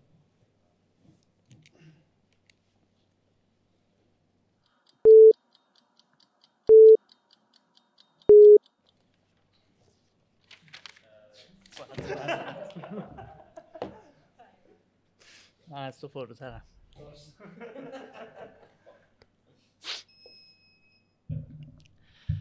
خب آقای بازرگان، من یه نقد جدی دارم به شما. شما میگید که ما بریم بمب اتم بسازیم، انگار بمب اتم تو بقالی میفروشن، ما میریم اونجا میخریم میایم میفروشیم. اصلا شما چه تضمینی میدی که اسرائیل یه حمله پیش دستانه نکنه که تمام زحمات تو در راستای ساخت بمب اتم به هدر نره؟ همونطور که زد ترور کرد فخرزاده رو کشت، زد ترور کرد این دانشمنده هسته‌ای ما رو ترور کرد، زد توی اتمی شدن عراق 1981 اسیراک زد حمله کرد، تأسیسات هسته‌ای عراق رو نابود کرد. چه تضمینی میدی؟ شما فقط یه ایده مطرح می‌کنی میگی که ما بریم اتمی بشیم. خب این چگونگیش داره؟ یه پروپوزال بنویس شما، بگو که من اینطوری اتمی بشیم. مقاله هفته پیش فارن افیرز رو شما بخون. چند تا کدوم مقالش نوشته که بیش از یک راه وجود دارد که ایران به بمب اتم برسه. خب چند صفحه بررسی کرده تمام راههایی که ایران میتونه بمب اتم بسازه دور از ذهن اسرائیل و آمریکا و اسرائیل و آمریکا نمیتونن کاری بکنن رو. مقالهشو همین الان سرچ کن، وجود داره و توصیه کرده به آمریکا. منزل نیست. مقاله وحی منزل میگه کجا میگی؟ من گفتم این. بابا خب شما ندیدی مگه فرماندهات تو تخت خوابش ترور کرد؟ شما اینو ندیدی؟ شما فکر کردی مثلا خیلی ساده است؟ فرمانده ربطی به ذخایر اورانیومت نداره. الان ذخایر اورانیومت رو چرا نمیتونن پیدا کنن؟ فعلا که آژانس گفته که 400 کیلو خارج نشده. اگه میتونستن پیدا کنن چرا نزدن؟ زدن دیگه، توی فورد زدن نابودش کردن. ذخایر کو؟ ذخایر میگه آژانس میگه چرا الان داره التماس میکنه که به آژانس برگرده؟ چون ذخایر رو نمیدونن کجاست. آژانس سوخته بوشه.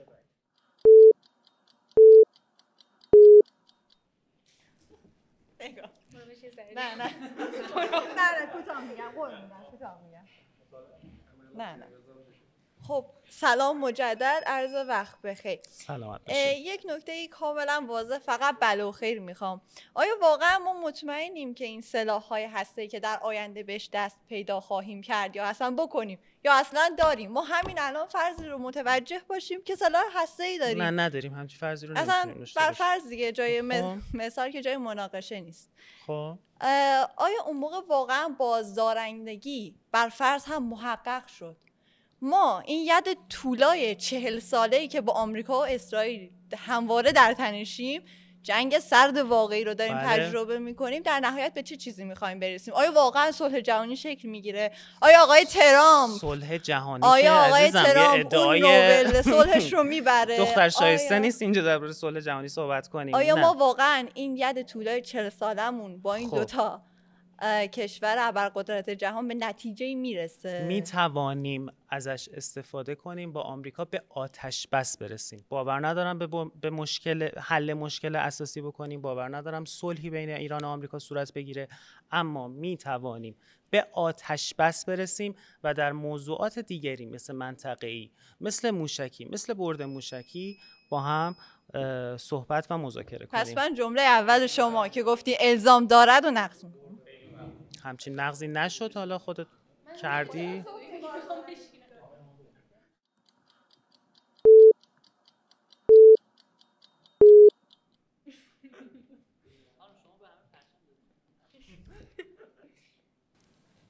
سلام عزیزم، خوش اومدی. من نگار مهراب بیگی هستم، دانشجوی مدیریت از دانشگاه علامه. شما توی صحبتتون توی محور اول گفتید که ما برای اینکه از تأسیسات خودمون و از زیرساخت‌های خودمون و از امنیت خودمون بخوایم محافظت بکنیم نیاز به بمب اتم داریم. من میگم در دوره قسمت نرسیدم، اون محور 4. حالا شما توی مصاحبه‌های قبلیتون همین رو گفته بودین، تو مصاحبه‌هایی که در شبکه و پلتفرم‌های دیگه چیزایی که تا الان بحث بله شده حتما. من همین الان یه چیزی مطرح کردید، تثبیت قوا در کشور ایران. من میگم در همین دوران میان تمام زیرساخت‌های شما رو میزنن، همون سقف بالای سر کودکانی رو میزنن، همون سقفی رو بالای سر اون دختری میزنن که پس فردا از بالشش خون جاری بشه، همونو میزنن. بله. اون موقع راهکار شما چیه؟ ما همینو بمب میخوایم که به اون مرحله نرسیم. خب من میگم تو همین تثبیت قوای شما به شما حمله میشه. به محض اینکه شما بمب اتم تو آزمایش کنی، قاعده بازدارندگی تغییر میکنه. شما تا رسیدن به مرحله‌ای که باز تست اتمی انجام بدی، بله این تهدید وجود داره، اما نکته اساسی اینه که ما تست اتمی هم نکنیم، باز تهدید حمله و از بین رفتن سقف اون بچگان و کودکان هم وجود داره، همونطوری که در جنگ 12 روزه بود، همونطوری که در 1 ماه 2 ماه آینده حتما وجود خواهد داشت. جلوتر میرم، حتی اگه رژیم چنج بشه، حتی اگه جمهوری اسلامی بره، باز اسرائیل به ایران حمله خواهد کرد، همونطوری که الان در سوریه بشار اسد رفته و داره تمام زیرساخت‌های اسرائیل رو به بهونه اینکه مال بشار اسد بوده از بین میبره.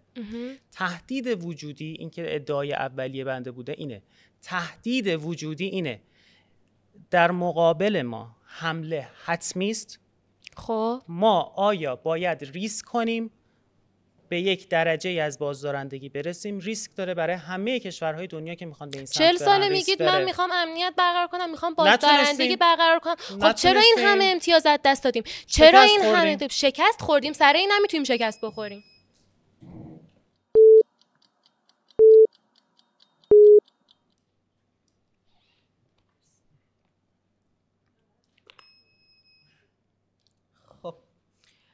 فرمودین که برای مذاکره با خود غربی‌ها حتی نیاز به ابزار داریم با اینا. من هرچی فکر میکنم یه مثالی بخوام براش بزنم، چی راحت‌تر از این؟ شما میخوای دعوا درست کنی که تو دعوا دستت پر باشه؟ آخه اگه نری سمت بمب اتم، اگر فعالیت‌های علیه صلح بین المللی انجام ندی، اوکی، که اصلا نیازی نیست که دعوای درست بشه که بخوای براش مذاکره کنی. این نکته وجود داره. یه نکته بعد میفرمایید که توی منطقه ما شما مشکلتون اینه که روابط بین‌المللی هستین و خاورمیانه رو خوب نمیشناسین. همون غربیا که درباره خاورمیانه این همه تئوری دارن و میگن ایران باید بمب اتم بسازه و اینا، همون غربیا خودشون میگن خاورمیانه آلیس در سرزمین عجایبه. کدوم قاعده بین‌المللی که تو همه جا بوده، تو جهان استاندارد بوده، تو ایران هم بوده که حالا این یکی بخواد باشه؟ شما اگر که اتمی بشی، شنبه ایران اتمی بشه، یک شنبه ترکیه اتمی، دوشنبه عربستان بشه. خب قرارداد 598 صلح ایران و عراق یکی از بدترین قراردادها بود. چرا؟ تحت فشار حملات موشکی شیمیایی صدام به ایران. خب چرا ما انجام دادیم؟ به خاطر اینکه تحت فشار بودیم. حالا شما با عراق شیمیایی زیر فشار رفتی، میخوای با عربستان و اسرائیل و ترکیه اتمی چیکار کنی؟ نکته مهم که اگر اجازه بدید نکته آخرم رو عرض کنم، اگر هم ایران اتمی باشه، هم اسرائیل، اگر هم ایران اتمی باشه، هم عربستان، آن زمان چه کسی برنده است؟ آن زمان کسی برنده است که قدرت متعارف نظامی بالاتری دارد، یعنی توپ، یعنی تانک، یعنی جنگنده، یعنی نیروی دریایی. یک قاعده جهانی داریم که فرق نمیکنه شما تو گواتمالا باشی یا توی خاورمیانه باشی، اونم اینه که استیت بالاجبار باید در مسائل بحرانی رشنال رفتار کنه. یعنی چی؟ یعنی محاسبه هزینه شما که میگی ما ضد سیستمیم. بله، این ضد سیستم بودن علیه منافع ملی ما بوده. چین کجا ضد سیستمه؟ چین هم ضد سیستمه. چین بزرگترین کشور ضد سیستمه. نکته، ما وقتی رشنالیم در محاسبه امنیت و فایده، گوش بده، رئیس جمهور آمریکا بایدن وامیسته میگه آمریکا بزرگترین کشور توسعه یافته و من چین بزرگترین کشور در حال توسعه. بزرگترین تهدید کشور آمریکا چینه. سند امنیت ملی آمریکا داره میگه. نکته‌ای که وجود داره، ولی خودش نمیره شما تو وقتی بازی قرار بازدارندگی بگیره. هسته‌ای داشته باشی و کشورهای همسایت هم بازدارندگی هسته‌ای بهش برسن. مثال زدم برای اون دوست عزیزمون، من برای کدوم بود، دقیقاً اتفاقی که هم در اروپا و هم در شرق آسیا و جنوب آسیا افتاد اینه که شما محاسبه هزینه فایدت برای تنش کاهش پیدا میکنه. بازدارندگی هسته‌ای یعنی چی؟ یعنی شما ریسک رسیدن به نقطه جنگ هسته‌ای نمی‌کنی، به خاطر اینکه قدرت بمب اتم آنچنان تخریبش بالاست که دوست نداری به مرحله‌ای برسی که یه بمب اتم توی درگیری هر دو اتمی هستن، مثل پاکستان و مثل هند، برنده بازی کسیه که بتونه از تسلیحات متعارف نظامی اهم از جنگنده و آواکس بهترین استفاده رو بکنه. اون مال لحظه‌ایه که شما داری تصور میکنی اونا وارد تنش شدن و وارد جنگ شدن. خب وقتی که ما اتمی بشیم فرداش ترکیه، پس فرداش عربستان اتمیه. کره شمالی 20 تا دونه بمب اتم داره، در مقایسه با آمریکا هیچ تسلیحات پیشرفته‌ای هم نداره. آمریکا نزدیک به 6000 تا بمب اتم فعال داره. بازدارندگی ایجاد کرده. بازدارندگی با رقابت فرق میکنه. با یک کشور، یک ابرقدرت تفاوت داره. چین 400 تا بمب اتم داره، آمریکا 6000 تا بمب اتم داره. چین چند تا ناو داره؟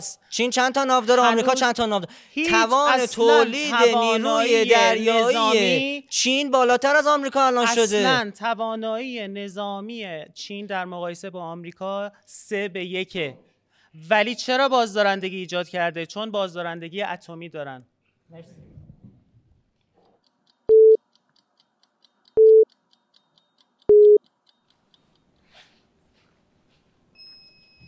سلام، خوش اومدین. سلام، خسته نباشید. مرسی، متشکرم. بهرامی هستم، روابط بین‌الملل دانشگاه تهران. خوشبختم. سلامت باشید. من یک سری نکات رو از صحبت‌های دوستان یادداشت کردم که فکر می‌کنم برگردیم به در واقع محوری که درش می‌خواستیم صحبت بکنیم. این که مذاکره. واقعیت ماجرا این هستش که بمب بازدارندگی دارد، اما وا نمی‌دهد. یعنی چه؟ یعنی چی که به قول توماس شلی میگه که deterrence و کامپلنس با هم متفاوت هستش. یعنی بازداشتن و وادادن. کارتی که در مذاکرات رو میشه کارت اقتصاد هستش، وابستگی هستش. دوباره اون کارت کره شمالی روی میز میادش. کارت‌های ایران در مذاکرات 20 سال اخیر با آمریکا کارت‌های اقتصادی بوده یا امنیتی؟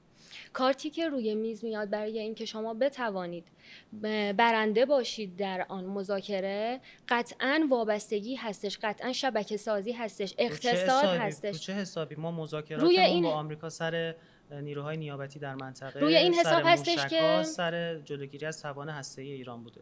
روی این حساب هستش که چین با توجه به اینکه اتمی هم هستش اما هیچگاه از اتمش استفاده نکرده، اما در دنیا اهرم چانه زنی شده با توجه به اقتصادی که از خودش در دنیا نشون داد. ولی از بمب اتمش تونست استفاده کنه در مذاکرات با آمریکا سال 1971 اگه اشتباه نکنم، با آمریکا آتش‌سازی روابطش رو شروع کنه. چین سالها مورد تحریم بود، چین سالها مورد فشار بود. بعد از اینکه بمب اتم ساخت، در کتاب کیسینجر آن چاینا به طور وضوح نوشته شده، گفته شده به محض اینکه چین بمب اتمش رو ساخت ما نگاهمون به چین متفاوت شد. از نظر من کسی که ترانزیت، سرمایه و فناوری نداره پشت میز، همه اینا بعدش اومد، کارتی برای صحبت کردن نداره. همه اینا بعدش اومد. هم چین. الان ما داریم در ارتباط با ایران امروزی و در واقع سیچویشنی که ما درش قرار داریم صحبت میکنیم و ما تا زمانی که فناوری نداریم، سرمایه نداریم، بازار نداریم، ما میخواهیم به آمریکا با آتش بس برسیم یا نه؟ بله. شما میخواهی راحت اینه که چیکار کنی؟ درگیری یه گرداب شدی، میگی که باید بری وابستگی متقابل پیچیده درست کنی که بتونی از اون استفاده کنی با آمریکا، از آمریکا امتیاز بگیری. برای اینکه بخوای وابستگی متقابل پیچیده درست کنی باید چیکار کنی؟ باید رفع تحریم کنی. شرط رفع تحریم چیه؟ امنیتته. امنیتتو بدی فرداش اسرائیل بهت حمله کرده. شما باید این گرفتاری رو ما به هر نحوی که شده غرق بشیم در بقایی که فقط معطوف میشه به مرحله اول انزوا رو 40 ساله داریم. انزوای بیش از حدی که مرحله اول خروج از انزواست. تا زمانی که بقاپذیری فقط بمب اتمی الان متاسفانه هست. الان وقتی دو تا کشور اتمی، کشوری که تحت شدیدترین تحریم ها قرار میگیره که به بقا نرسیده، باز هم کره شمالی وسط میاد، باز هم بحث کره شمالی وسط میاد که موقعیتش در نظام بین‌الملل از ایران بهتره در مقایسه. اتمی شد اما جهش اقتصادی داشت. یه لحظه در نظر بگیر، من گفتم هند، چین و پاکستان هر سه تحت تحریم آمریکا بودن. هند و پاکستان که اصلا روابط بسیار بدی داشتن که ما داریم بمب اتم. 20 سال تحریم بودن. شما زمانی که تحت شدیدترین نظارت‌های دنیا قرار دارین نمیتوانید بگین که من مشکل داشتن، تحت شدیدترین تحریم‌های دنیا بودن. زمانی اونها آمدن آزمایش کردن که کره شمالی هم تحت شدیدترین تحریم‌ها بود. چین زمانی آزمایش هسته‌ای کرد که تحت شدیدترین تحریم‌های آمریکا بود. زمانی هند و پاکستان آزمایششون رو انجام دادن که به اتم دست پیدا کرده بودن، نه زمانی که تأسیسات شما آزمایششون رو زمانی انجام دادن که به اتم دست پیدا کردن. خب شما وقتی آزمایششون رو زمانی انجام دادن که همه کارهاشون رو انجام داده بودن، نه زمانی که هیچ کدوم از مؤلفه‌های اتمی شدن رو ندارن و با خاک یکسان شدن با ویدوهای آمریکا و تحت شدیدترین نظارت‌های دنیا قرار دارن و میان در بوق و کرنا میکوبن که ما میخواهیم اتمی شویم. شما برو، شما یک کی تو بوق و کرنا ما اصلا این کار رو نکردیم. شما رئیس جمهورت هر روز داره بهت میگه که ما تا آخر عمرمون نمیخوایم بمب بسازیم. وزیر خارجت میگه ما فتوا داریم. پس ما چرا میایم میگیم که اورانیوم که کیلو اورانیوم غنی شده 60% داریم؟ چرا ما میایم ابزار امتیازگیریه؟ چه امتیازی؟ این ابزار انزواست. این ابزاریه که میاد ما رو با خاک یکسان میکنه، به ما حمله میکنه. داریم به اونها عملا کارت این رو میدیم که برای جلوگیری از اون حمله چیکار کنیم؟ الان شما تو این وضعیت هستی، بهترین سناریو چیه؟ تعطیلیت هسته دیگه. بهترین سناریو ابهام هستش. سناریو ابهام هم که حمله میاره. سناریو ابهام هستش. سناریو ابهام اتفاقا حمله میاره. سناریوی ابهام حمله نظامی مستقیم به ایران میاره.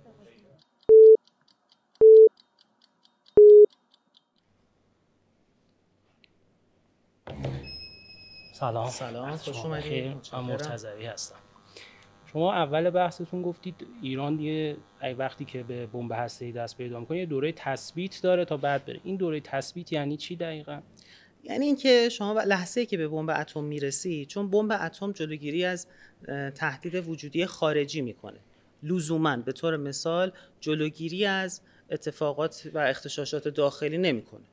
خب جلوگیری از ترور نمیکنه، جلوگیری از عملیات خرابکارانه نمیکنه. و ما احتمالاً لحظه‌ای که تست اتمی بکنیم وارد یک سری عرصه‌های ناامنی خواهیم شد. اینو من بهش واقفم. اما نکته‌ای که وجود داره اینه که ما اون تست رو هم نکنیم، این مسائل ناامنی رو حتما تجربه خواهیم کرد. اما یه اتفاقی که میفته اینه که B2 و F35 دیگه روی آسمان شما نمیاد، دیگه تو رو تهدید به حمله اتمی نمی‌کنن، همون کاری که نتانیاهو و ترامپ کرد. چون شما رو اگه تهدید به حمله اتمی کنن، با پاسخ تهدید حمله اتمی مواجه میشن و وارد جنگ اتمی و جنگ هسته‌ای خواهند شد و 80 سال جنگ هسته‌ای اتفاق نیفتاده، چون آنچنان خسارت جنگ هسته‌ای بالاست که منطق هزینه فایده دولت‌ها اجازه نمیده بهشون وارد شن. اگه به اون مرحله برسن، نابودی دو طرف قطعی است. زمانی که تو اون دوره تثبیت بمب هسته‌ای شما رو نابود کنه چی؟ نمیتونه نابود کنه. چون دیگه وقت تو اگه به مرحله‌ای رسیدی که تونستی بمب تو تست و آزمایش کنی، حتما به مرحله‌ای می‌خواهی رسید که بتونی اونو نگهداری کنی. شما از کجا میدونی که ما به این مرحله میرسیم؟ ما 12 روز جنگ داشتیم یا نه؟ رئیس جنگ کی بود؟ خب رئیس جنگ کی بود؟ خب نه میخوام بدونم. نکته‌تون رئیس جنگ کی بود؟ نکته‌تون رو بفرمایید. رشید بود. خب رئیس بعدی جنگ کی بود؟ چه ربطی داره؟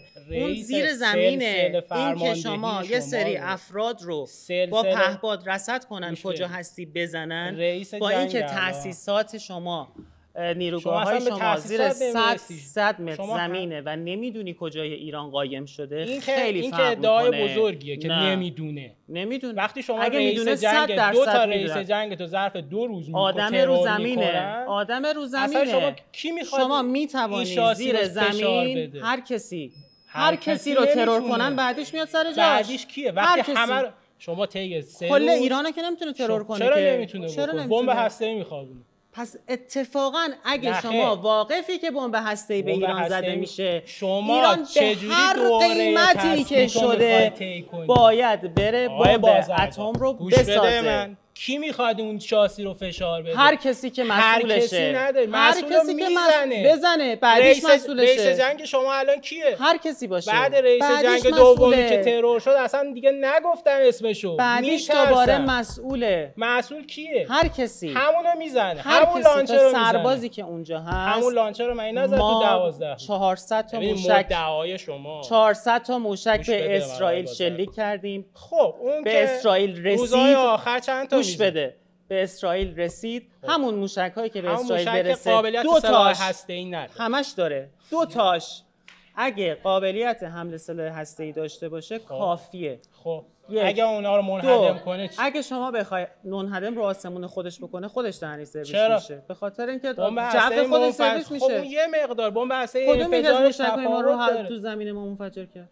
تمام لانچرهای ما رو بعد از پرتاب زده. کیه همچین حرفی من به شما دارم میگم. شما اشتباه. هر لانچر اومده بیرون پرتاب کرده. کرمانشاه شما ببینید چند نفر اونجا شهید دادن. شما این حرف چیه؟ شما اصلا اون دوره تثبیت رو نمیتونی طی کنی. میتونی طی کنی. چجوری میتونی طی کنی؟ وقتی تمام سلسله فرماندهی توی نفوذه. به همون دلیلی که تو تونستی تمام سناریوهای موشکی تو طی کنی و نتونستن بزننت، اگر اراده باشه شما زیر زمین میتوانی بروی و اینو طی کنی. دقیقاً به همون دلیله.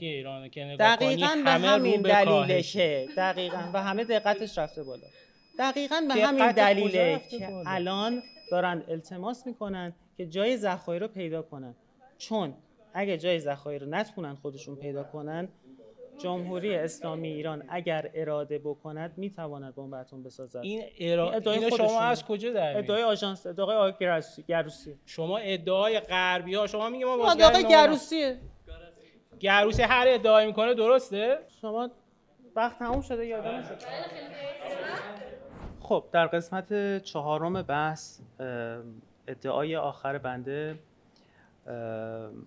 در رابطه با اینه که دنیا به طور کلی به سمت تکنولوژی‌های بسیار بسیار شاید میشه گفت کمتر شناخته شده‌ای داره پیش میره که یکی از، نه قطعاً همش، اما یکی از پیش نیازهای آن بحث انرژی و مشخصاً بحث انرژی هسته‌ای در حوزه صلح آمیزه. ما یکی از دغدغه‌های بسیار بزرگی که در حال حاضر توی کشور داریم بحث انرژی و تامین برقه و بحث ناترازی انرژی. و یکی از حوزه‌هایی که تامین انرژی میشه باهاش کرد بحث انرژی اتمیه که معروف است به اینکه سرمایه‌گذاری گرانی دارد اما بازدهی بسیار بالایی در نسل‌های آینده برای کشور خواهد داشت. بحث کریپتوکارنسی ها، ارزهای دیجیتال، ماینینگ ها، اینا در آینده دنیا بسیار تعیین کننده خواهند بود. اینا برق های بسیار زیادی مصرف میکنن. هوش مصنوعی، تکنولوژی های برقی از ماشین‌آلات، تاکسی ها، غیره و غیره. صنعت پزشکی که در حقیقت ما نمیدونیم 100 سال آینده دنیا به چه سمتی میره و به احتمال خیلی زیاد یکی از این پیش‌فرض‌ها و پیش نیازها صنعت هسته‌ایه. همین امروز ما می‌بینیم که رقابت‌های هسته‌ای به کره ماه رسیده و ترامپ دستور ساخت راکتور اتمی در کره ماه داده. نکته‌ای که وجود داره اینه که یه گرهی برای ما اینجا وجود داره. اونم اینه که ما در این 20 سال گذشته دیدیم که حتی استفاده صلح آمیز از کالای هسته‌ای هم برای ما به راحتی اتفاق نیفتاد و متاسفانه نتونستیم نه برق رو ازش تامین کنیم، نه انرژی ازش تامین کنیم و نه اطمینان خاطری از مصارف دیگرش رو داشته باشیم. چون یک دولت ضد سیستم هستیم، دائما انرژی هسته‌ای چون یک کالای دوگانه است، تفسیر دوگانه ازش میشه در دنیا. تجربه به ما ثابت کرد که هر چقدر هم بخوای خودتو مشروعیت ببخشی در دنیا، به قول عزیزان مشروعیت زدایی از دیگران بکنی، امنیت سازی دیگران رو از خودت برداری، باز استفاده از اون کالاها رو به راحتی بهت نمیدن، به راحتی بهت نمیفروشن. در خاطرات آقای اکبر اعتماد هم هست توی زمان شاه، این گرفتاری رو ما همیشه داشتیم. و تا زمانی که متاسفانه شما بازدارندگی نداری و F-35 و F-15 و B-2 روی آسمان کشورته، همونطور که در جنگ 12 روزه دیدیم، نه تنها تأسیسات غنیسازی، بسیاری از مراکز تحقیقاتی هسته‌ای صلح آمیز و پزشکی حتی مورد اصابت قرار گرفت. اینا موثق عرض میکنم، ما تقریبا تا 1 ماه در توزیع رادیو داروها بعد از جنگ 12 روزه به شدت به مشکل برخورده بود. خب سوالی که پیش میاد اینه که ما برای این نیاز خودمون که نه تنها برای بقا و بازدارندگی و ابزار چانه زنی در مذاکرات، بلکه حتی واقعا اگه بخوایم استفاده صلح‌آمیز هم ازش در آینده داشته باشیم برای نسل‌های آینده، برای نوادگانمون، برای 100 سال آینده، آیا نیاز به یک بیمه داریم یا نه؟ به قولی میگن که گنج رو هم اگه یه جا قایم کنی، قدیم یه ماری روش قایم میکردن میذاشتن که هر کسی نتونه بیاد بهش لطمه بزنه. از این بابت من باور دارم که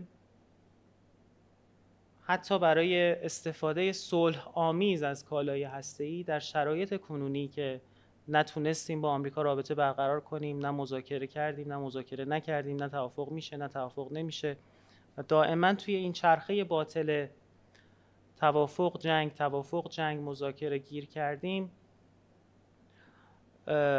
این پروسه ادامش هیچ چیزی جز خسارت نخواهد بود. یک راه اینه که تعطیل کنی بدی بره که بسیاری میگن، یک راه هم اینه که این پروژه رو کامل کنی، این پروژه رو کامل کنی به یک نقطه امن و اطمینانی برسی و بتونی به سراغ مسائل دیگه هم پیش بری.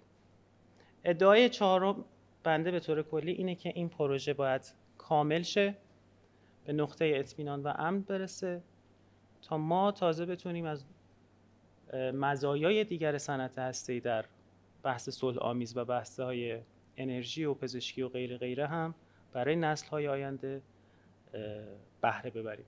در خدمت عزیزان هستم. مرسی.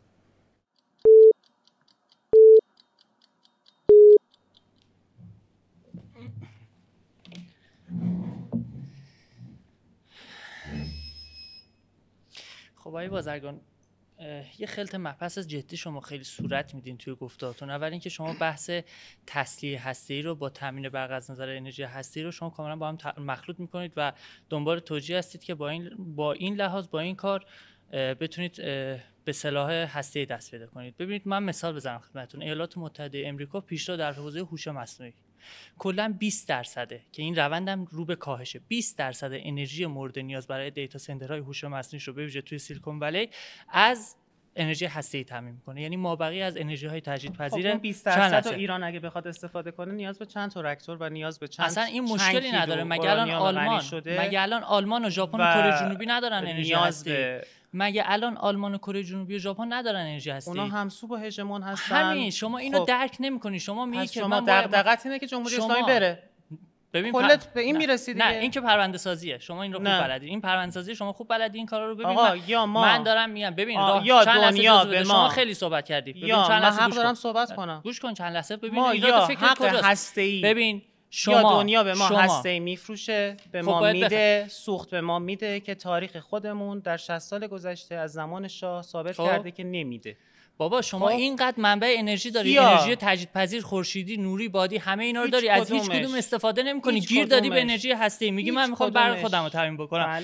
بعد اینم بهونه حقمونه، ولی نه وقتی که شما داری اسرائیل رو تهدید وجودی می‌کنی، اونم میاد سوء استفاده می‌کنه. تو دشمنت نیست، تو اینو از اون دشمن سازی کردی، شما از اون دشمن سازی کردی. انگارت این بودی که نظر شخصی من نیست. اولین سفارتی که اشغال شد توی ایران بعد از انقلاب کدوم سفارتخونه بود؟ قبل از اینکه سفارت اشغال شه کی ما رو تحریم کرد؟ یعنی اولین کسی 2 ماه بعد از انقلاب بعد ایران از اشغال سفارت بعد از اشغال سفارت امریکا، قبل از اشغال سفارت، ببین شما اصلا داری تاریخ رو تحریف می‌کنی. شما داری تاریخ رو تحریف می‌کنی. جیمی کارتر دولت موقت رو به رسمیت شناخت، باهاش همکاری کرد و شما و امثال شما از سفارت رفتید بالا، از سفارت رفتید بالا، امثال شما از سفارت رفتید بالا و این بدبختی رو واسه ملت ایران درست کردید. الان هم داری توجیه می‌کنی که بمب اتم بسازیم. چرا؟ برای 20% بقای ایران رو تفکرات شماها به اینجا رسونده. بقای ایران رو تفکرات امثال شماها به اینجا رسونده. استدلال زیاد تخریب نکن.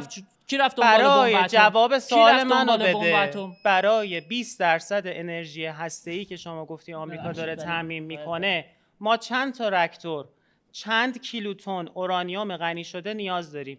یکی بیاد اینو به من جواب بده. نه عزیزم.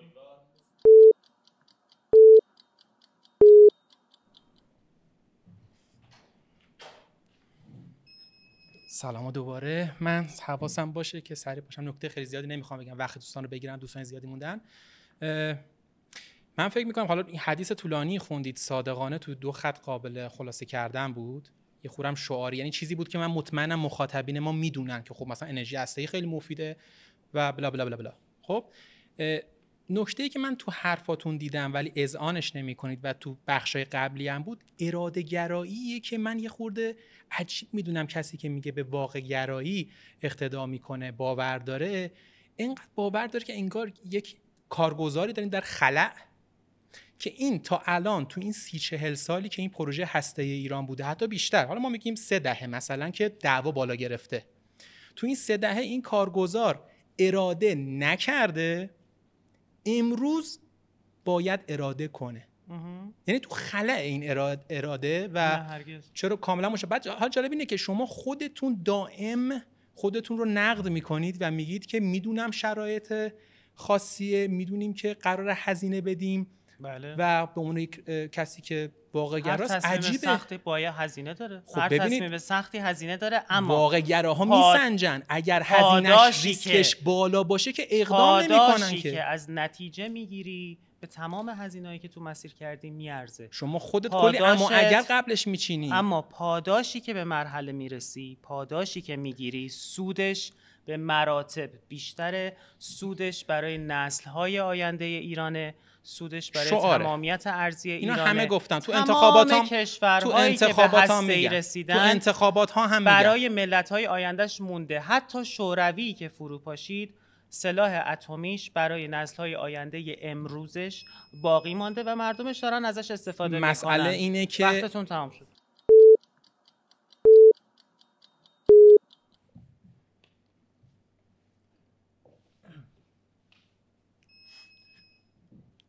آقای بازرگان شما دروغ میگید و من خواهشی دارم بعد از این برنامه متخصصین، کارشناسان، پیج‌های علمی که در این حوزه فعالیت میکنن این برنامه رو ببینن و دروغ‌های آکادمیک، دروغ‌ها و آمارهایی که از بین ما 11 نفر گفته میشه همه رو شناسایی کنن و مردم حقیقت رو بگن. من این خواسته رو التماس میکنم این اتفاق بیفته. من اینو میگم و بلند میشم، نمیخوام بحث کنم. بمب اتم کشور ما رو به ورطه نابودی خواهد برد.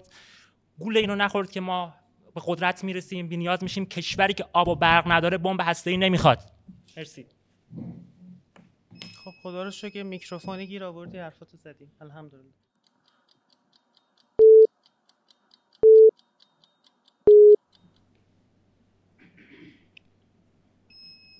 سلام علیکم دوباره. سلام علیکم و رحمت الله و برکاته مجدد. آقا حق استفاده از انرژی هسته‌ای برای تمام کشورهای جهان هست، اما تحت چارچوب‌هایی که آژانس تعیین میکنه. اما یک مسئله‌ای که هست، آژانس اصلا برای این به وجود اومده که این چارچوبی که تعیین کرده به ساخت بمب منتهی نشه و در واقع کنترل شده باشه. درسته؟ ما مگه عضو آژانس نیستیم؟ 100%. ما اگر این اتفاق بیفته و غنیسازیمون به سمتی بره که الان هم رفته، اینه که انرژی هسته‌ای رو یک غلاف شمشیر در نظر بگیرید، بمب هسته‌ای رو یک شمشیر در نظر بگیرید، به مثابه این که سلاح هم هست، بگذارید بر جلوی میز جامعه جهانی و بگید من میخوام با این بازدارندگی ایجاد کنم، من میخوام با این صلح برقرار کنم و من از این استفاده نمی کنم. کما اینکه تمام کشورهای جهان استفاده میکنیم. طیب الله، کما اینکه در تمام جهان اگر شما در این تنگنا قرار بگیرید، سلاحتون و خنجرتون رو برگردن هر کسی که به شما حمله کنه میکشید. بله. و این یک هشدار به جامعه جهانیه و ما توقع داریم کل جامعه جهانی در مقابل سلاح ما سپر به دست نگیرن. عزیز من، ما چند سال عضو MPT هستیم؟ شما حقوق بین المللی هستی. درسته؟ خب خدا رو شکر. ما چند سال عضو MPT هستیم؟ دقیقاً. حقوق از زمان شاه ما عضو MPT هستیم. آخر زمان آقای رفسنجانی عضویت دائم پذیرفتیم و نظارت‌های داوطلبانه فرا MPT بارها و بارها خودمون قبول کردیم. از CDPT بگیرید تا پادمان و غیره و غیره. خب نکته اینه که دولت‌ها در حقوق بین‌الملل بر اساس چه مبنایی میرن عضو نهادها میشن؟ محض رضای خدا که نمیشن که. نه، به مثابه اینکه مجبور که نیستن که. شما که حقوق بین‌المللی میدونی که ما قانون نداریم، ما تعهدات قواعد تعهد آور داریم برای دولت‌ها. درسته؟ بله. پس ما میریم یه سری تعهدات داوطلبانه خودمون انجام میدیم که چی بشه؟ سود داشته باشه برامون. ما در این 40-50 سال گذشته MPT چه سودی برای ما داشته؟ آیا گذاشتن که ما غنی‌سازی انجام بدیم؟ آیا گذاشتن که ما استفاده مفید بکنیم؟ نذاشتن. پس وقتی سود نداره هر دولت عاقلی خارج میشه.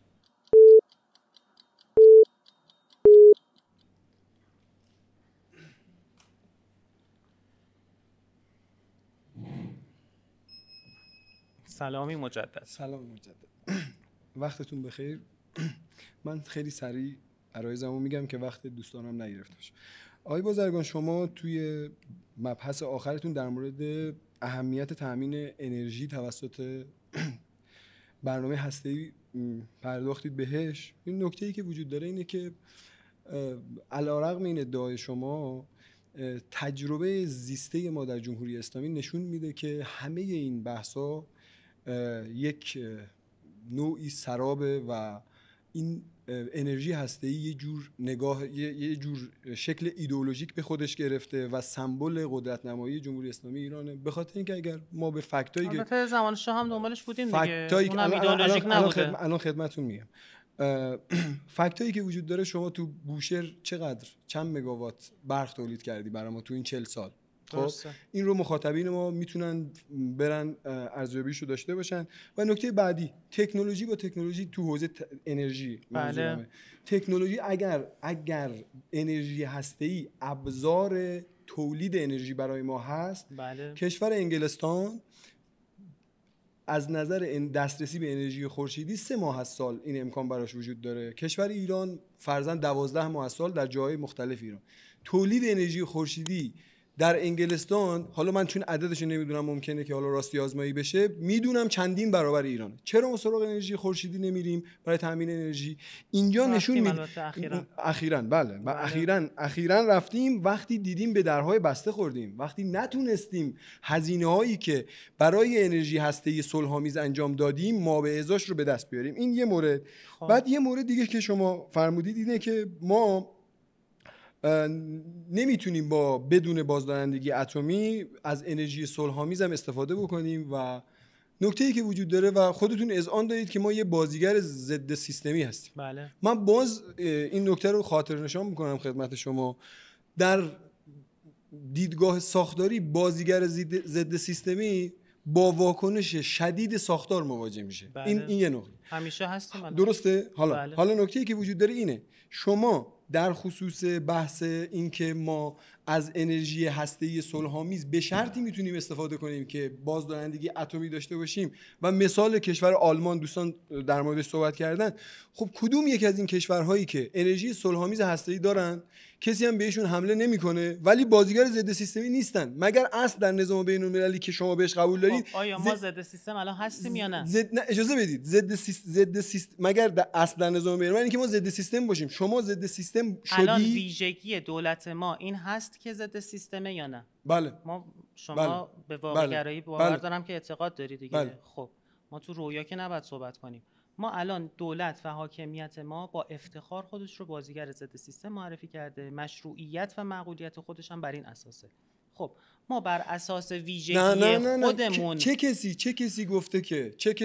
کسی گفته که مشروعیت جمهوری اسلامی به خاطر اینه که ضد سیستمی داره بازی میکنه؟ نه، انقلاب اسلامی بر اساس استقلال و ضدیت با هژمونی آمریکا اومده روی کار.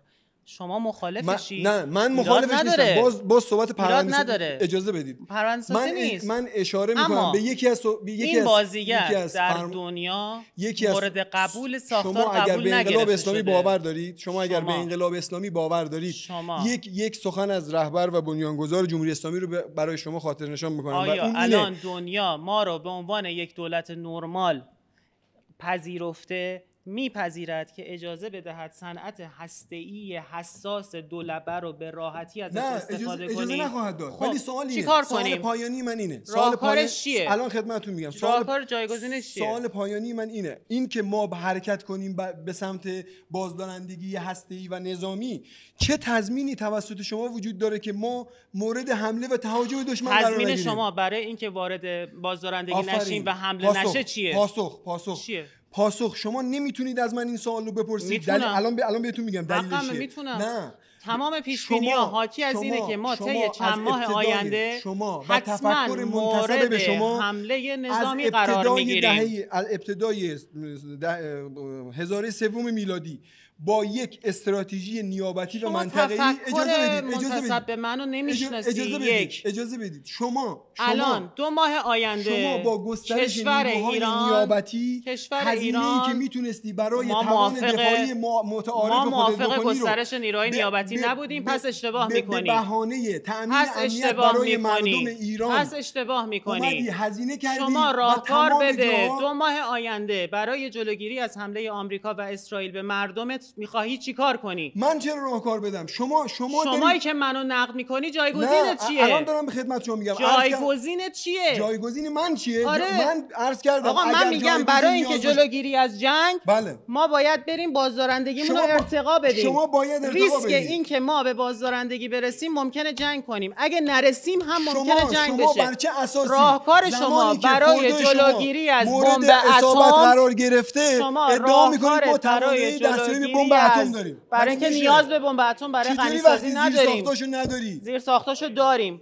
سال 2003 ایران تست سرد اتمی کرده، توانایی وپنایز کردن بمب اتم رو اگر داره. ایران سال 2003 این کارو کرده، پس شما تایید میکنید سخنان بنیامین نتانیاهو رو در افشاگری در خصوص پرونده هسته‌ای ایران ذیل پروژه آماد. من کارشناسم تایید نمیکنم. شما که کارشناسی جایگزینت برای جلوگیری از حمله به ایران چیه؟ شما نمیتونی فقط دق بزنی. دوست عزیز اومدیم بیایم راهکار ارائه بدیم. ما اومدیم شما رو نقد بکنیم. نقد باید راه حل مقابل داشته باشی. نه راه حل مقابل یه برنامه دیگه است. بنده شما باید نظریه رقیب داشته باشی. چرا نظریه رقیب رو من باید نظریه رقیب داشته باشی. من میام ارائه میدم. شما نمیتونی بگی شما بمب نساز همینجوری برو جلو کشور بهش حمله شه مردم کشته شن. نمیتونی اینو بگی. شما چرا نمیتونم بگم؟ نمیتونی بگی. چون میشی ناقد. چون میشی ناقد دیگه کارشناس نیستی. من اینجام که شما رو نقد کنم. شما در نقدت باید جایگزین بذاری. برنامه این نقد خالی رو عزیز من نقد خالی رو شوهرم منم میتونه بکنه. شوهرم شما میتواند انجام بده. بقال سر کوچه هم میتونه بکنه. اصلا مهم نیست. ما داریم برای تامین مردم ما برای صحبت می‌کنیم. شما بشین اینجا راهکارتو ارائه بده. داریم راهکار میدیم.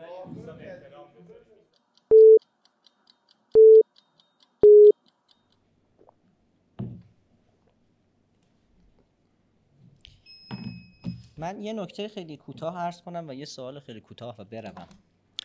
نکته کوتاه این که شما میفرمایید ما با مرگ بگیریم که به تبع راضی بشن، بیایم بمب اتم بگیم میخوایم بسازیم یا اصلا بسازیم که فعالیت صلح‌آمیز بزنیم. اصلا اینا در تضاد با هم. ما بمب اتم بسازیم بعد بریم مذاکره کنیم، یعنی بمب اتم بزنیم کنار مثل اوکراین. اصلا این چی؟ این چه حرفیه؟ نه ما کی همچین حرفی زدیم؟ عرض کردم چین، هند، پاکستان بمب اتم ساختن، بعد از چند سال تازه وارد مذاکرات با آمریکا برای رفع تحریم‌ها شدن، امتیازات دیگری در حوزه‌های دیگری دادن، بمب اتمشون رو نگه داشتن. کی گفت ما بمب اتم بسازیم بعد بریم بدیم بره؟ شما میفرمایید که ما هیچ چاره‌ای و هیچ راهی بجز ساخت بمب اتم. شما راه دیگه‌شو بفرمایید. الان عرض میکنم، توجه بفرمایید. هیچ چاره و راه دیگری نداریم. بفرمایید. تنها راهش اینه. خب یه سوال، اگر کشور راه جایگزین رو بفرمایید. بذار بگم دیگه، صبر کن دیگه. اگر کشور اینقدر بیچاره است که هیچ چاره دیگه‌ای نداره، اگر راه هیچ امکان دیگری به روی ما باز نیست، ما اینقدر از نظر شما تاثیر بدبختشیم آروم بگیر الان بهت میگم. اگر ما اینقدر بهتون میفرمایم، بله عرض میکنید. نه میفرمایم. اگر ما اینقدر همه راهها به رومون بسته است، اینقدر شما ایران رو ضعیف و ذلیل میدونی، این ایران بدبخت ضعیف ذلیل تو سری خورده تو 12 روزه از نظر شما اصلا توانایی ساخت بمب اتم رو داره؟ بله.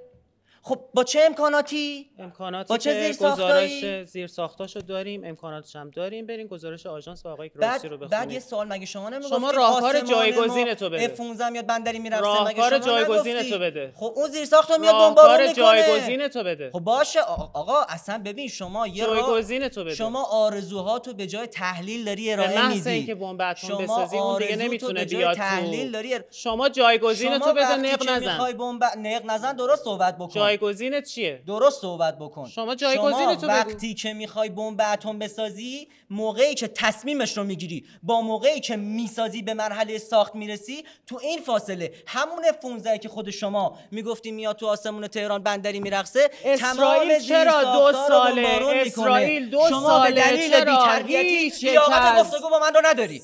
پاشو شلوغ نکن. پاشو شلوغ نکن.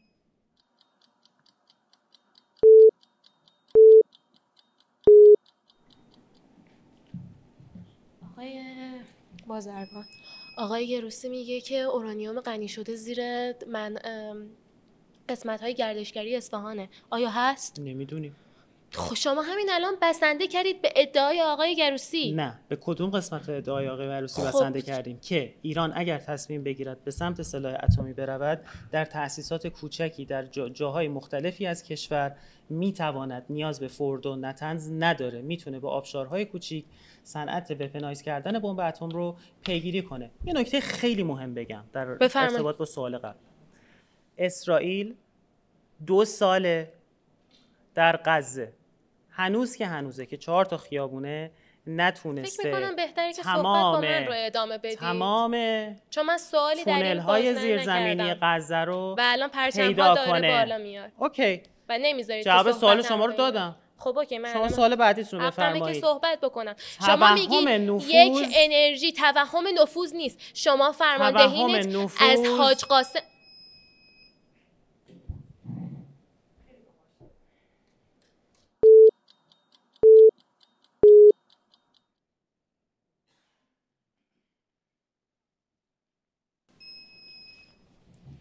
آقای بازرگان، توهم نفوذ؟ بله. چند نفر از سردار شما تو 12 روز ترور شده؟ کدوم یک از زیر ساخت‌های نظامی ما تا الان نابود شده؟ کدوم یک از شهرهای نظامی، کدوم یک از شهرهای زیرزمینی موشکی ما تا الان نابود شده؟